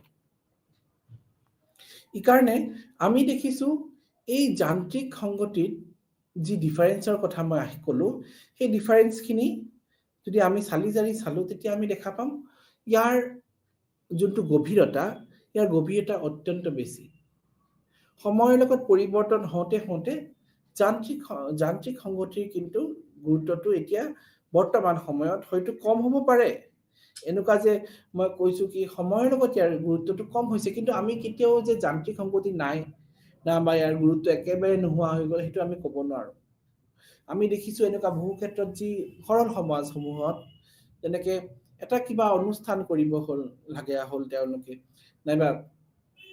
তেওঁলোকে বিয়া বাৰু এনেকুৱা ধৰণৰ কিবা তেওঁলোকে ফাংচন পাতিব খুজিছে তেতিয়া কি দেখিছো আমি তেতিয়া তেওঁলোকে অকলে সেইটো কাম কেতিয়াও কৰিব নোৱাৰে তেওঁলোকে সহায় ল'ব লাগিব অন্য ব্যক্তি আলাবা তেওঁলোকৰ একে সম্প্ৰদায়ৰ মানুহখিনি একগোট হৈ আহিব তেওঁলোকৰ একেই সম্প্ৰদায়ৰ মানুহখিনি তেওঁলোকে সেই কাজ কৰ্মটো কৰিছে তাতে তেওঁলোকৰ সোসাইটিৰ মানুহখিনি একগোট হৈ আহিব তেতিয়াহে তেওঁ কৰ্মটো কৰিব পাৰিব ঠিক হেনেকুৱা কথাটোকে ইয়াতে বুজাইছে গতিকে আমি দেখিম ইয়াত জৈৱিক আৰু যান্ত্ৰিক সংগতিৰ গুৰুত্বটো অত্যন্ত বেছি তাৰ পিছত আমি আৰু কিছু কথা আলোচনা কৰি লওঁ ইয়াত যোনটো জৈৱিক সংগতিৰ কথা কৈছে জৈৱিক সংগতিৰ অধিক উন্নত আৰু আধুনিক উদ্যোগ সমাজত যেটো দেখা পায় সমাজৰ ইয়াৰ ফলত কৰ্মৰ মানে যোনটো স্পেশালাইজেশনৰ আৰু পৰিপূৰকবাদৰ পৰা মানুহৰ মাজত উদ্ভৱ হোৱা অন্তৰ্নিৰ্ভৰশীলতাৰ ওপৰত আধাৰিত ইয়াৰ উৎপন্ন হৈছে যদিও ব্যক্তিয়ে বিভিন্ন কামৰ কৰে আৰু প্ৰায় বেলেগ বেলেগ মূল্যবোধ আৰু আগ্ৰহ থাকে তথাপিও সমাজৰ শৃংখলাৰ অতি সংগতি নিৰ্ভৰ কৰে তেওঁলোকৰ নিৰ্দিষ্ট কাম সম্পন্ন কৰিবলৈ ইজনৰ সিজনৰ ওপৰত নিৰ্ভৰশীলতা যেটো ব্যক্তিগতৰ হয়তো মূল্যবোধ বেলেগ হ'ব পাৰে এজন ব্যক্তি যোনটো মানে মই ক'ব খুজিছো তেওঁৰ হয়তো মূল্যবোধ বেলেগ হ'ব পাৰে অন্য ব্যক্তিতকৈ কিন্তু যেতিয়া আমি সমাজৰ কথা ক'লো সমাজৰ শৃংখলা বনাই ৰাখিবলৈ হলে আমি সদায় সংগতি বনাই ৰাখিব লাগিব তাৰ লগত এইদৰে অধিক জটিল সমাজত ইয়াৰ উৎপাদন অংশসমূহ অন্তৰ্নিৰ্ভৰতাৰ জৰিয়তে আমি ইয়াৰ দেখিছো জৰিয়তে সামাজিক সংগতি বজাই ৰাখে ইয়াৰ যেতিয়া আমি দেখিলো যেতিয়া আমাৰ জটিল সমাজসমূহত তেনেকে খুবেই ধৰিলক মানে যেতিয়া মানে খুব প্ৰবলেম হৈ গল তেতিয়া এজন ব্যক্তি হয়তো এইটো কাম কৰিব পৰা নাই তেতিয়া তেওঁ কি কৰিব তেওঁ অন্য ব্যক্তিৰ পৰা সহায় ল'ব তেওঁৰ কামটো তেওঁ বেলেগৰ ব্যক্তিৰ পৰা কৰাব নাইবা যিটো কাম তেওঁ ধৰিলক অকলে কৰি আছিল কিন্তু সেইখিনি সময়ত তেওঁৰ প্ৰবলেম আহিল তেওঁ কিছু প্ৰবলেমৰ কাৰণে তেওঁ কামখিনি কৰিব পৰা নাই তেতিয়া তেওঁ কি কৰিব তেতিয়া তেওঁ বেলেগৰ পৰা সহায় ল'ব তেতিয়া সেই ক্ষেত্ৰত ইয়াৰ জৈৱিক সংগতিৰ কথা গুৰুত্ব অতি বহল তাৰ লগতে উদাহৰণস্বৰূপে কৃষকসকলে এই খাদ্য উৎপাদন কৰে যিয়ে কাৰখানাৰ শ্ৰমিকসকলৰ খুৱাই যিয়ে কৃষকসকলৰ খাদ্য উৎপাদন কৰিবলৈ অনুমতি দিয়ে ট্ৰেক্টৰসকল উৎপাদন কৰে যে এনেকে উদাহৰণস্বৰূপে মই কৃষকসকলৰ কথাটো ক'লো যে কৃষকসকলে যি খাদ্য উৎপাদন কৰে এই খাদ্যসমূহৰ পৰা তেওঁলোকে কাৰখানাৰ শ্ৰমিকসকলক পায় আৰু কাৰখানাৰ শ্ৰমিকসকলে মানে কি কৰে তেওঁলোকে ট্ৰেক্টৰ বনোৱা সেইসমূহ কিন্তু কিহৰ কাৰণে কৰা খেতিৰ কাৰণে কাম কৰা যায় তাৰ পিছত আমি দেখিলো তাকে ইটোৰ লগত ইটো জড়িত হৈ আছে মেকানিক্যাল যেটো কৈছো যান্ত্ৰিক সংগতিয়ে এটা মানে আমি সোশ্যাল ইন্টাৰডিপেন্ডেন্স বুলি ক'ব পাৰো কিহৰ ওপৰত কমিউনেল ফিলিং আৰু লগত ষ্ট্ৰং মানে গ্ৰুপ আইডেন্টিটি কেতিয়াবা থাকিলে যদি তেওঁলোকৰ মাজত সামূহিক গ্ৰুপৰ চিনাক্তকৰণ গভীৰ এটা তেওঁলোকৰ মাজত আছে তেতিয়া আমি দেখা পাম আৰু ইয়াতে সাধাৰণতে এনেকুৱা ধৰণৰ সংগতিত তেওঁলোকৰ ডিভিজন অফ লেবাৰটো খুবেই কম শ্ৰমৰ যি মানে ডিভিজন সেইটো খুবেই কম আৰু লগতে কিন্তু অৰ্গেনিক সলিডাৰিটি আমি দেখিছো এই এক প্ৰকাৰৰ ইছু মানে সোশ্যাল ইন্টাৰডিপেন্ডেন্স যাত কি কৰা হয় স্পেশালাইজেশন বিশেষত্ব থাকে তেওঁলোকৰ এজন ব্যক্তিয়ে এটা কৰ্মৰ লগত যেতিয়া বিশেষভাৱে জড়িত নাই বা ইয়াত আমি সদায় স্পেশালাইজেশন দেখা পাওঁ মানে কামৰ ডিভিজন কৰতে যেনেকৈ ডক্টৰ উদাহৰণটোৱে মই ক'লো নাইবা আমি কিবা এটা যদি এটা ঘৰ এজন ব্যক্তিয়ে বিল্ডিং বনাই আছে তেতিয়া সেই বিল্ডিংটো তেওঁ নিজে সব কাম কৰিব পাৰিব নেকি কেতিয়াও নোৱাৰে তেওঁ কৰ্মটো বিল্ডিংটো যে বনাইছে তেওঁ সেই বিল্ডিংৰ বনোৱাৰ সময়ত তেওঁ বহুখিনি মানুহ জড়িত হৈ আছে বিল্ডিংটো কেনেকৈ বনালে বিল্ডিংটো বনাওতে তেওঁ যি সিমেন্ট বালি আনাইছে তাৰ কাৰণে লেবাৰ আনাইছে বিল্ডিংটো যত খনবাইছে তাতো সেইটো লেবাৰটো বেলেগ তাৰ কাঠ বনাই ঘৰৰ মানে খিৰকি দৰজা যেতিয়া বনাইছে তেতিয়া সেই সমূহত কিন্তু মিস্ত্ৰীসমূহ বেলেগ বেলেগ প্ৰত্যেকটো ঘৰ মানে কাঠৰ মিস্ত্ৰী বেলেগ হয়তো আমি দেখিছো যে এই যে ডিফাৰেন্সটো আছে কিন্তু ইটোৱে হিটোৰ লগত জড়িত হৈ আছে যেনেকৈ আমাৰ বডি অৰ্গেনৰ নিচিনা মই এইটো ক'ব খুজিছো তাৰ পিছত আমি দেখা পাম যান্ত্ৰিক সংগতি সাধাৰণতে সৰু আৰু মানে ইনডিফাৰেন্ট সোসাইটিত যত বেছিকৈ কৰা হয় যে সিম্পল সোসাইটি সৰল সমাজত সাধাৰণতে ক'ব পাৰো কিন্তু আমি যদি জৈৱিক সংগতিৰ কথা কওঁ জৈৱিক সংগতি সাধাৰণতে ডাঙৰ আৰু মানে মডাৰ্ন সোসাইটিত কৰে জটিল সমাজত সাধাৰণতে কৰে আৰু ডাঙৰ সমাজত বিশেষকৈ যি সমাজত ডাঙৰ লোকসকলৰ সংখ্যা বেছি আৰু এফেক্ট এভৰিওয়ান কিন্তু মেকানিক্যাল মানে যান্ত্ৰিক সংগতিয়ে প্ৰত্যেককে কিন্তু একোটাকে তাৰ প্ৰভাৱ পেলায় কিন্তু আমি জৈৱিক সংগতিত ইয়াৰ প্ৰভাৱটো খুবেই কম হয়তো ইয়াতকৈ কম তাৰ পিছত people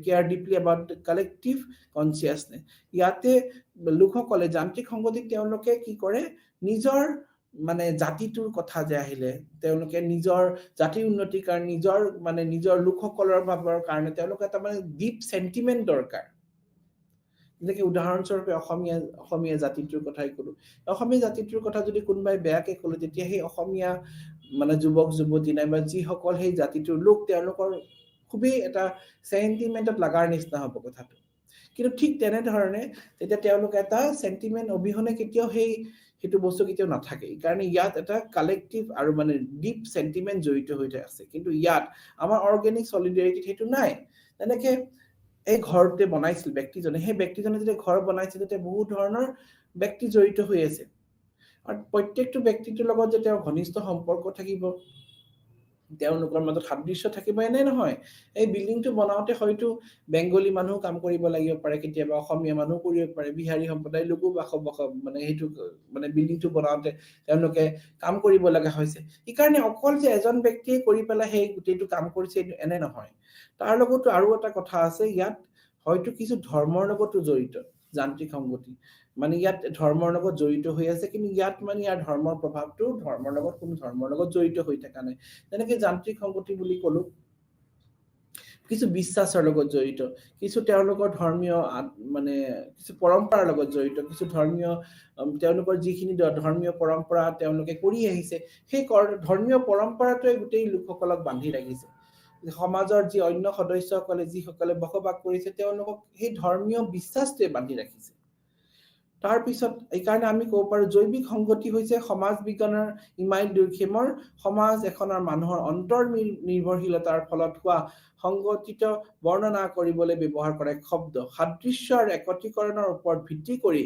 গঢ় লৈ উঠা যান্ত্ৰিক সংগতি বিপৰীতে জৈৱিক সংগতি পাৰ্থক্য আৰু পৰিপূৰক প্ৰয়োজনীয়তাৰ ওপৰত নিৰ্ভৰ কৰে ইয়াত সদায় আমি যান্ত্ৰিক সংগতিত সদায় দেখিছো যেতিয়া ইয়াত মানে সাধাৰণতে কি হয় ইয়াত ইটোৰ লগত ইটো মানে সিমিলাৰিটি আছে কমন আছে কিন্তু ইয়াত একো ধৰণৰ সিমিলাৰিটি নাই ইয়াত হয়তো তেওঁলোকে কি কাৰণে একগোট হৈ আছে তেওঁলোকৰ লাগিব তেওঁলোকৰ পৰিপূৰক হয় তেওঁলোকে মানে সেই কৰ্মটো যোনটো কৰ্মটো কৰিব বিচাৰিছে অকলে কৰিব নোৱাৰে তেওঁলোকক সহায় লাগিব তেওঁলোকক অন্য লোকৰ সহায় ল'ব লাগিব অন্য বৃত্তিৰ লগত যিসকল লোক জড়িত হৈ আছে সেই জড়িত লোকসকলৰ তেওঁলোকক সহায় লাগিব এই কাৰণে সেই ক্ষেত্ৰত কিছু প্ৰব্লেম আহি যায় দুৰ্খেমৰ মতে সমাজবোৰত জটিল হৈ পৰাৰ লগে লগে শ্ৰম বিভাজন বাঢ়ি যায় আৰু মানুহৰ জীয়াই থকাৰ বাবে ইজনে সিজনৰ ওপৰত অধিক নিৰ্ভৰশীল হৈ পৰে যেতিয়া সমাজ জটিল হৈ যায় তেতিয়া আমি দেখিছো সমাজত যেনেকে আগৰ সৰল সমাজত খেতিয়কসকলে খেতিও কৰিছিল ধান বান্ধিছিল ধান তেওঁলোকে মিলৰ পানী নিজে তেওঁলোকে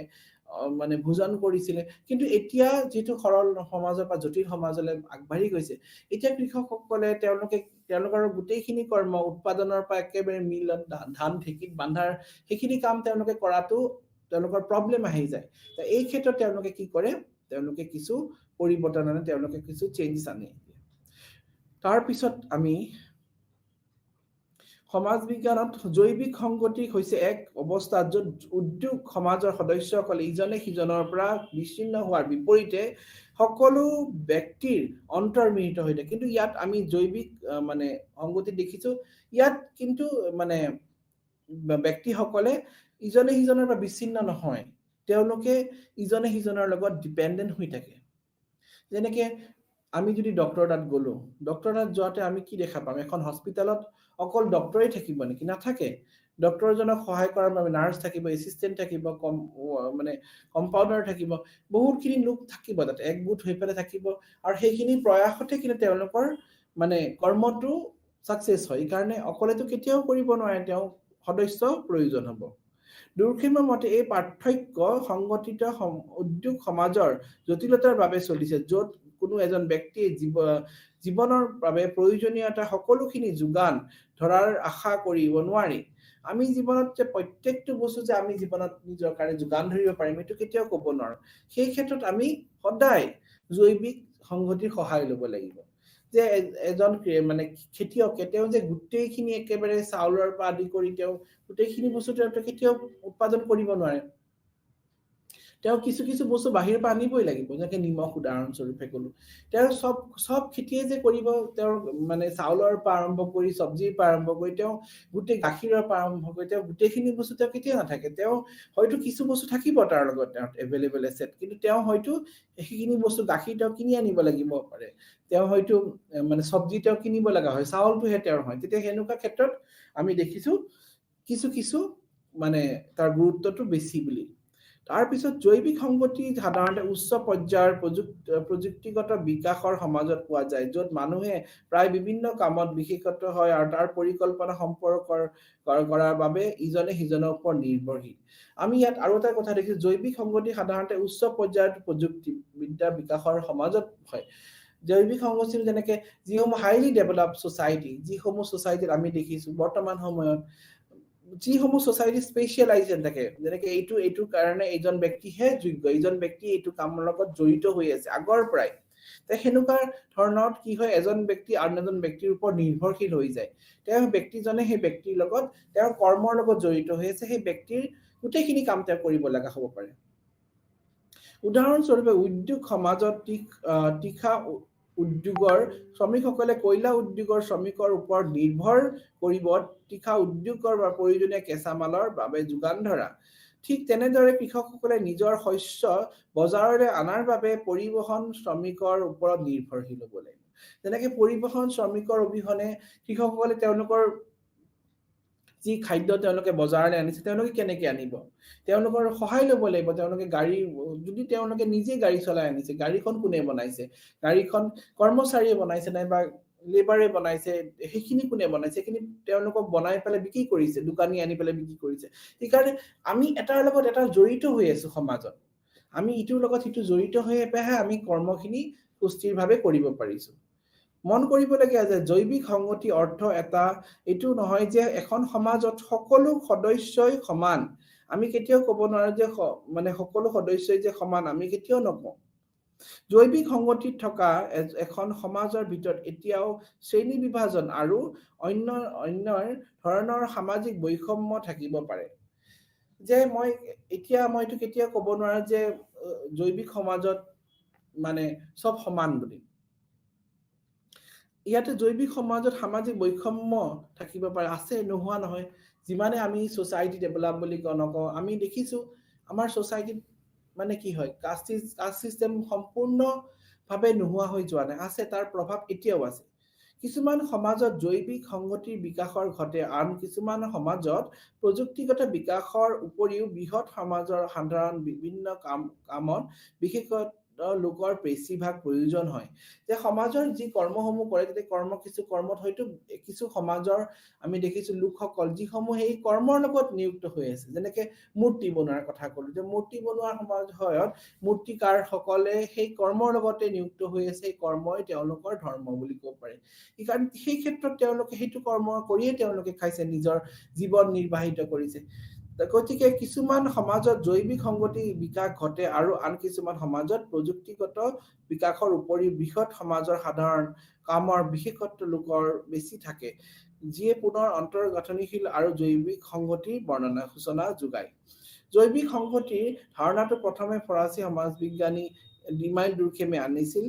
গ্ৰন্থখনত দুৰ্খেমে যুক্তি দিছে যে জৈৱিক সংগতি হৈছে শ্ৰম বিভাজনৰ উৎপাদন, যিটো তেওঁৰ আধুনিক সমাজৰ মূল পৃথক বৈশিষ্ট্য হিচাপে গণ্য কৰিছে। তেওঁ এইটো কথা কৈছে, জৈৱিক সংগতি হৈছে এনে প্ৰক্ৰিয়া নাইবা এনে প্ৰচেছ যাৰ জৰিয়তে আমি সমাজৰ শ্ৰম বিভাজনৰ যি জটিলতাৰ দিশলৈ যে লৈ গৈছে, সেইটো জৈৱিক সংগতিৰ কাৰণে হৈছে। গতিকে আজি আমি যিসমূহ ডিছকাছ কৰিলো, সেইসমূহ কিন্তু কথা বৰ্তমান সময়ত যদি আমি বিশ্লেষণ কৰি চাওঁ, তেতিয়া দেখা পাম ইয়াৰ কিন্তু বহুখিনি মিল আছে। বৰ্তমান সময়ত এইকেইটা যি টপিক আমি ডিছকাছ কৰিলো, যান্ত্ৰিক সংগতি আৰু জৈৱিক সংগতি, আৰু লগতে আমি সামাজিক সংগতি, এই সংগতিখিনি কিন্তু বৰ্তমান সময়ত খুবেই দৰকাৰ। আমি যান্ত্ৰিক সংগতিকো কেতিয়াও নুই কৰিব নোৱাৰো, জৈৱিক সংগতিকো কেতিয়াও আমি নুই কৰিব নোৱাৰো। কাৰণ কি সমাজখনততো আমি সদায় যে চব জাগাতে আমি একে লোক পাম, আমিতো কেতিয়াও ক'ব নোৱাৰো। সমাজত সময় চাই সময় লগে লগে হয়তো ব্যক্তিৰ ভেৰিয়েশ্যন থাকিব পাৰে। তেতিয়া আমি কি কৰিম? তেতিয়া আমি যে চব জাগাতে একে ধৰণে চিমিলাৰিটি পাম, সেইটো আমি ক'ব নোৱাৰো। যান্ত্ৰিক সংগতি যে আমি এনেকুৱা ধৰণৰ চব জাগাতে পাম, আমি ক'ব নোৱাৰো। কেতিয়াবা যান্ত্ৰিক সংগতিৰ মাজতো বিভেদ আহি যায়। সেই ক্ষেত্ৰত আমি চাম, যেতিয়া আমি দেখা পাম যে জৈৱিক সংগতিৰ গুৰুত্ব বেছি হৈছে। বিশেষকৈ আমি যান্ত্ৰিক সংগতি যোনটো দেখিছো, সেয়া সাধাৰণতে সৰল সমাজত তাৰ প্ৰভাৱ বেছি। সৰল সমাজ যোনটো প্ৰি ইণ্ডাষ্ট্ৰিয়েল ছ'চাইটি তেতিয়ালৈকে তাৰ প্ৰভাৱ বেছি আছিলে নাইবা তাৰ উদাহৰণ আমি যদি চাব যাওঁ সেনেকুৱা সমাজত দেখিম যিসমূহ সমাজত সৰল লাইফষ্টাইল চিম্পল তেওঁলোকৰ একেই লাইফষ্টাইল গোটেই লোকসকলৰ একেই তেওঁলোকৰ ড্ৰেছ পাতি ড্ৰেছ কোডৰ পৰা আৰম্ভ কৰি তেওঁলোকৰ খাদ্যভাৰ তেওঁলোকৰ চিন্তাধাৰা কেনেকে ধৰণে কৰিছে তেওঁলোকৰ মানে কেনেকে ধৰণে তেওঁলোকে আগবাঢ়ি যাব সমাজত তেওঁলোকৰ বিলিফ কেনেকুৱা তেওঁলোকৰ চিন্তাধাৰা কেনেকুৱা তেওঁলোকৰ বিলিফ কেনেকুৱা যেতিয়া আমি এনেকুৱা ধৰণৰ দেখিছো সমাজত যদি একেই হয় সেই সমূহৰ আধাৰত যেতিয়া এনেকুৱা এখন সমাজ যে য'ত মানে কমন আইডেন্টিটি থাকিব কমন তেওঁলোকৰ বেকগ্ৰাউণ্ড আছে তাৰপিছত তেওঁলোকৰ মাজত ধৰি লওক একতা আছে যদি তেওঁলোকৰ চিন্তাধাৰা একেই তেওঁলোকৰ কাষ্টম ট্ৰেডিশ্যন যদি একেই হয় যে এনেকুৱা ক্ষেত্ৰত যেতিয়া আমি দেখা পাম কিছু সিমিলাৰিটি তেতিয়া আমি সমাজক আমি ক'ব আমি যান্ত্ৰিক সংগতি বুলি কওঁ নিজে সেইটো সমাজৰ অন্তৰ্ভুক্ত হৈ যায় সেই ব্যক্তিজনৰে যেনে ধৰি লওক তেওঁ সেই সমাজত থাকি তেওঁ ভাল পোৱা নাই কিন্তু তেওঁ যিহেতু এই সমাজৰে সদস্য তেওঁ সেই সমাজখনৰে সদস্য তেতিয়া তেওঁ সেই সমাজত অন্তৰ্ভুক্ত নিজে হ'বই লাগিব যিহেতু তেওঁ সেই সমাজৰ সদস্য হিচাপে পৰিচিত তাৰ পিছত আমি দেখিলো যান্ত্ৰিক সংগতিৰ পিছত আমি জৈৱিক সংগতি কেনেকুৱা আছিল তেতিয়া উদাহৰণস্বৰূপে মই কৈছিলো আমাৰ যেনেকে বডি অৰ্গেনৰ কথাই ক'লো আমাৰ বডি অৰ্গেনটো যেনেকে বডিটো আমাৰ যেনেকে ফাংচন কৰে কেনেকে ফাংচন কৰে তাৰ কাৰণে বহুত দৰকাৰ হাৰ্টটো ভালকে ফাংচন কৰিবলৈ চকু কাণ নাক বিভিন্ন অংগ পতংগ সুচাৰুভাৱে চলিব লাগিব তেতিয়াহে আমি এটা কৰ্ম ভালকে কৰিব পাৰিম নহলে আমি সেই কৰ্মটোনো কেনেকৈ কৰিব পাৰিম আমি সেই কৰ্মটো সুচাৰুভাৱে চলিব লাগিলে আমি আমাৰ গোটেই বডি পাৰ্টটো ভালকে চলিব লাগিব ঠিক হেনেকে ঠিক ইন দ্য সেম ওয়ে আমি সোসাইটিত কেতিয়াও আমি সব কাম অকলে কেতিয়াও কৰিব নোৱাৰো আমি সব বস্তু যে আমি পাই যাম হেতু আমাৰ কাৰণে আমি সব বস্তু উৎপাদন কৰি সব বস্তু আমি নিজে হেৰি ল'ব পাৰিম হেতু কেতিয়াও না আমি সহায় ল'বই লাগিব আমি এটা মই যেনেকৈ উদাহৰণস্বৰূপে ক'লো আমি ধৰিলক এজন ব্যক্তিয়ে বিল্ডিং বনাইছে তেওঁ সেই বিল্ডিংটো বনোৱাৰ সময়ত তেওঁ অকলে নিজে কৰিব পাৰিব নেকি তেওঁ কেতিয়াও নোৱাৰে তেওঁ অন্য ব্যক্তিৰ সহায় ল'ব লাগিব তেওঁ সেই অন্য ব্যক্তিৰ সহায় লৈ পেলাই তেওঁ সেই বিল্ডিংটো কমপ্লিট কৰিব পাৰিব কাঠৰ মিস্ত্ৰীৰ পৰা আৰম্ভ কৰি পানী পাইপৰ মিস্ত্ৰী এই প্ৰত্যেকটো লোকৰ পৰা সহায়তেহে তেওঁ সেইটো কৰ্ম কৰিব পাৰিব এই কাৰণে আমি আজি যিখিনি টপিক কথা ডিসকাস কৰিলো এটো খুবেই গুৰুত্বপূৰ্ণ সংগতি যোনটো সমাজত সামাজিক সংগতিৰ কথা যোনটো ডিসকাস কৰিলো সেইখিনি খুবেই দৰকাৰ তাৰ টাইপছৰ বিষয়ে আলোচনা কৰিলো যান্ত্ৰিক সংগতি জৈৱিক সংগতি সেই সমূহ টপিক খুবেই দৰকাৰ আৰু লগত আমি গম পালো যে সমাজত সংগতিৰ অবিহনে সমাজ কেতিয়াও আগবাঢ়ি যাব নোৱাৰে সমাজত একতাৰ জৰিয়তে সমাজ এখন সুস্থিৰ ভাৱে সমাজখন উন্নতিৰ হাইত যাব পাৰিব যিসমূহ সমাজত সংগতি নাই সেই সমূহ সমাজ কেতিয়াও আগবাঢ়ি যাব নোৱাৰে এই সমাজ সদায় পিছুৱাই ৰব এই কাৰণে সংগতিৰ গুৰুত্ব বিশেষকৈ বৰ্তমান সমাজত অতি বহল ইয়াৰ গুৰুত্ব খুবেই দৰকাৰ কাৰণ কি সমাজখনত এখন সুস্থিৰ সমাজ যি সমাজত একো হাই কাজিয়া নাই সমাজখনত উন্নতিৰ শীৰ্ষত যদি আগবাঢ়ি যাব বিচাৰিছে তেতিয়া সমাজত সংগতি খুবেই প্ৰয়োজন হ'ব গতিকে আজি আমি যিসমূহ টপিক ডিসকাস কৰিলো তাৰ ওপৰত এইকেইটা কথা আমি মন কৰিবলগীয়া যে সমাজত সংগতিৰ অবিহনে সমাজ কেতিয়াও আগবাঢ়িব নোৱাৰে গতিকে ইমানতে কৈ আজি মোৰ লেকচাৰটো সামৰি মাৰিলো নমস্কাৰ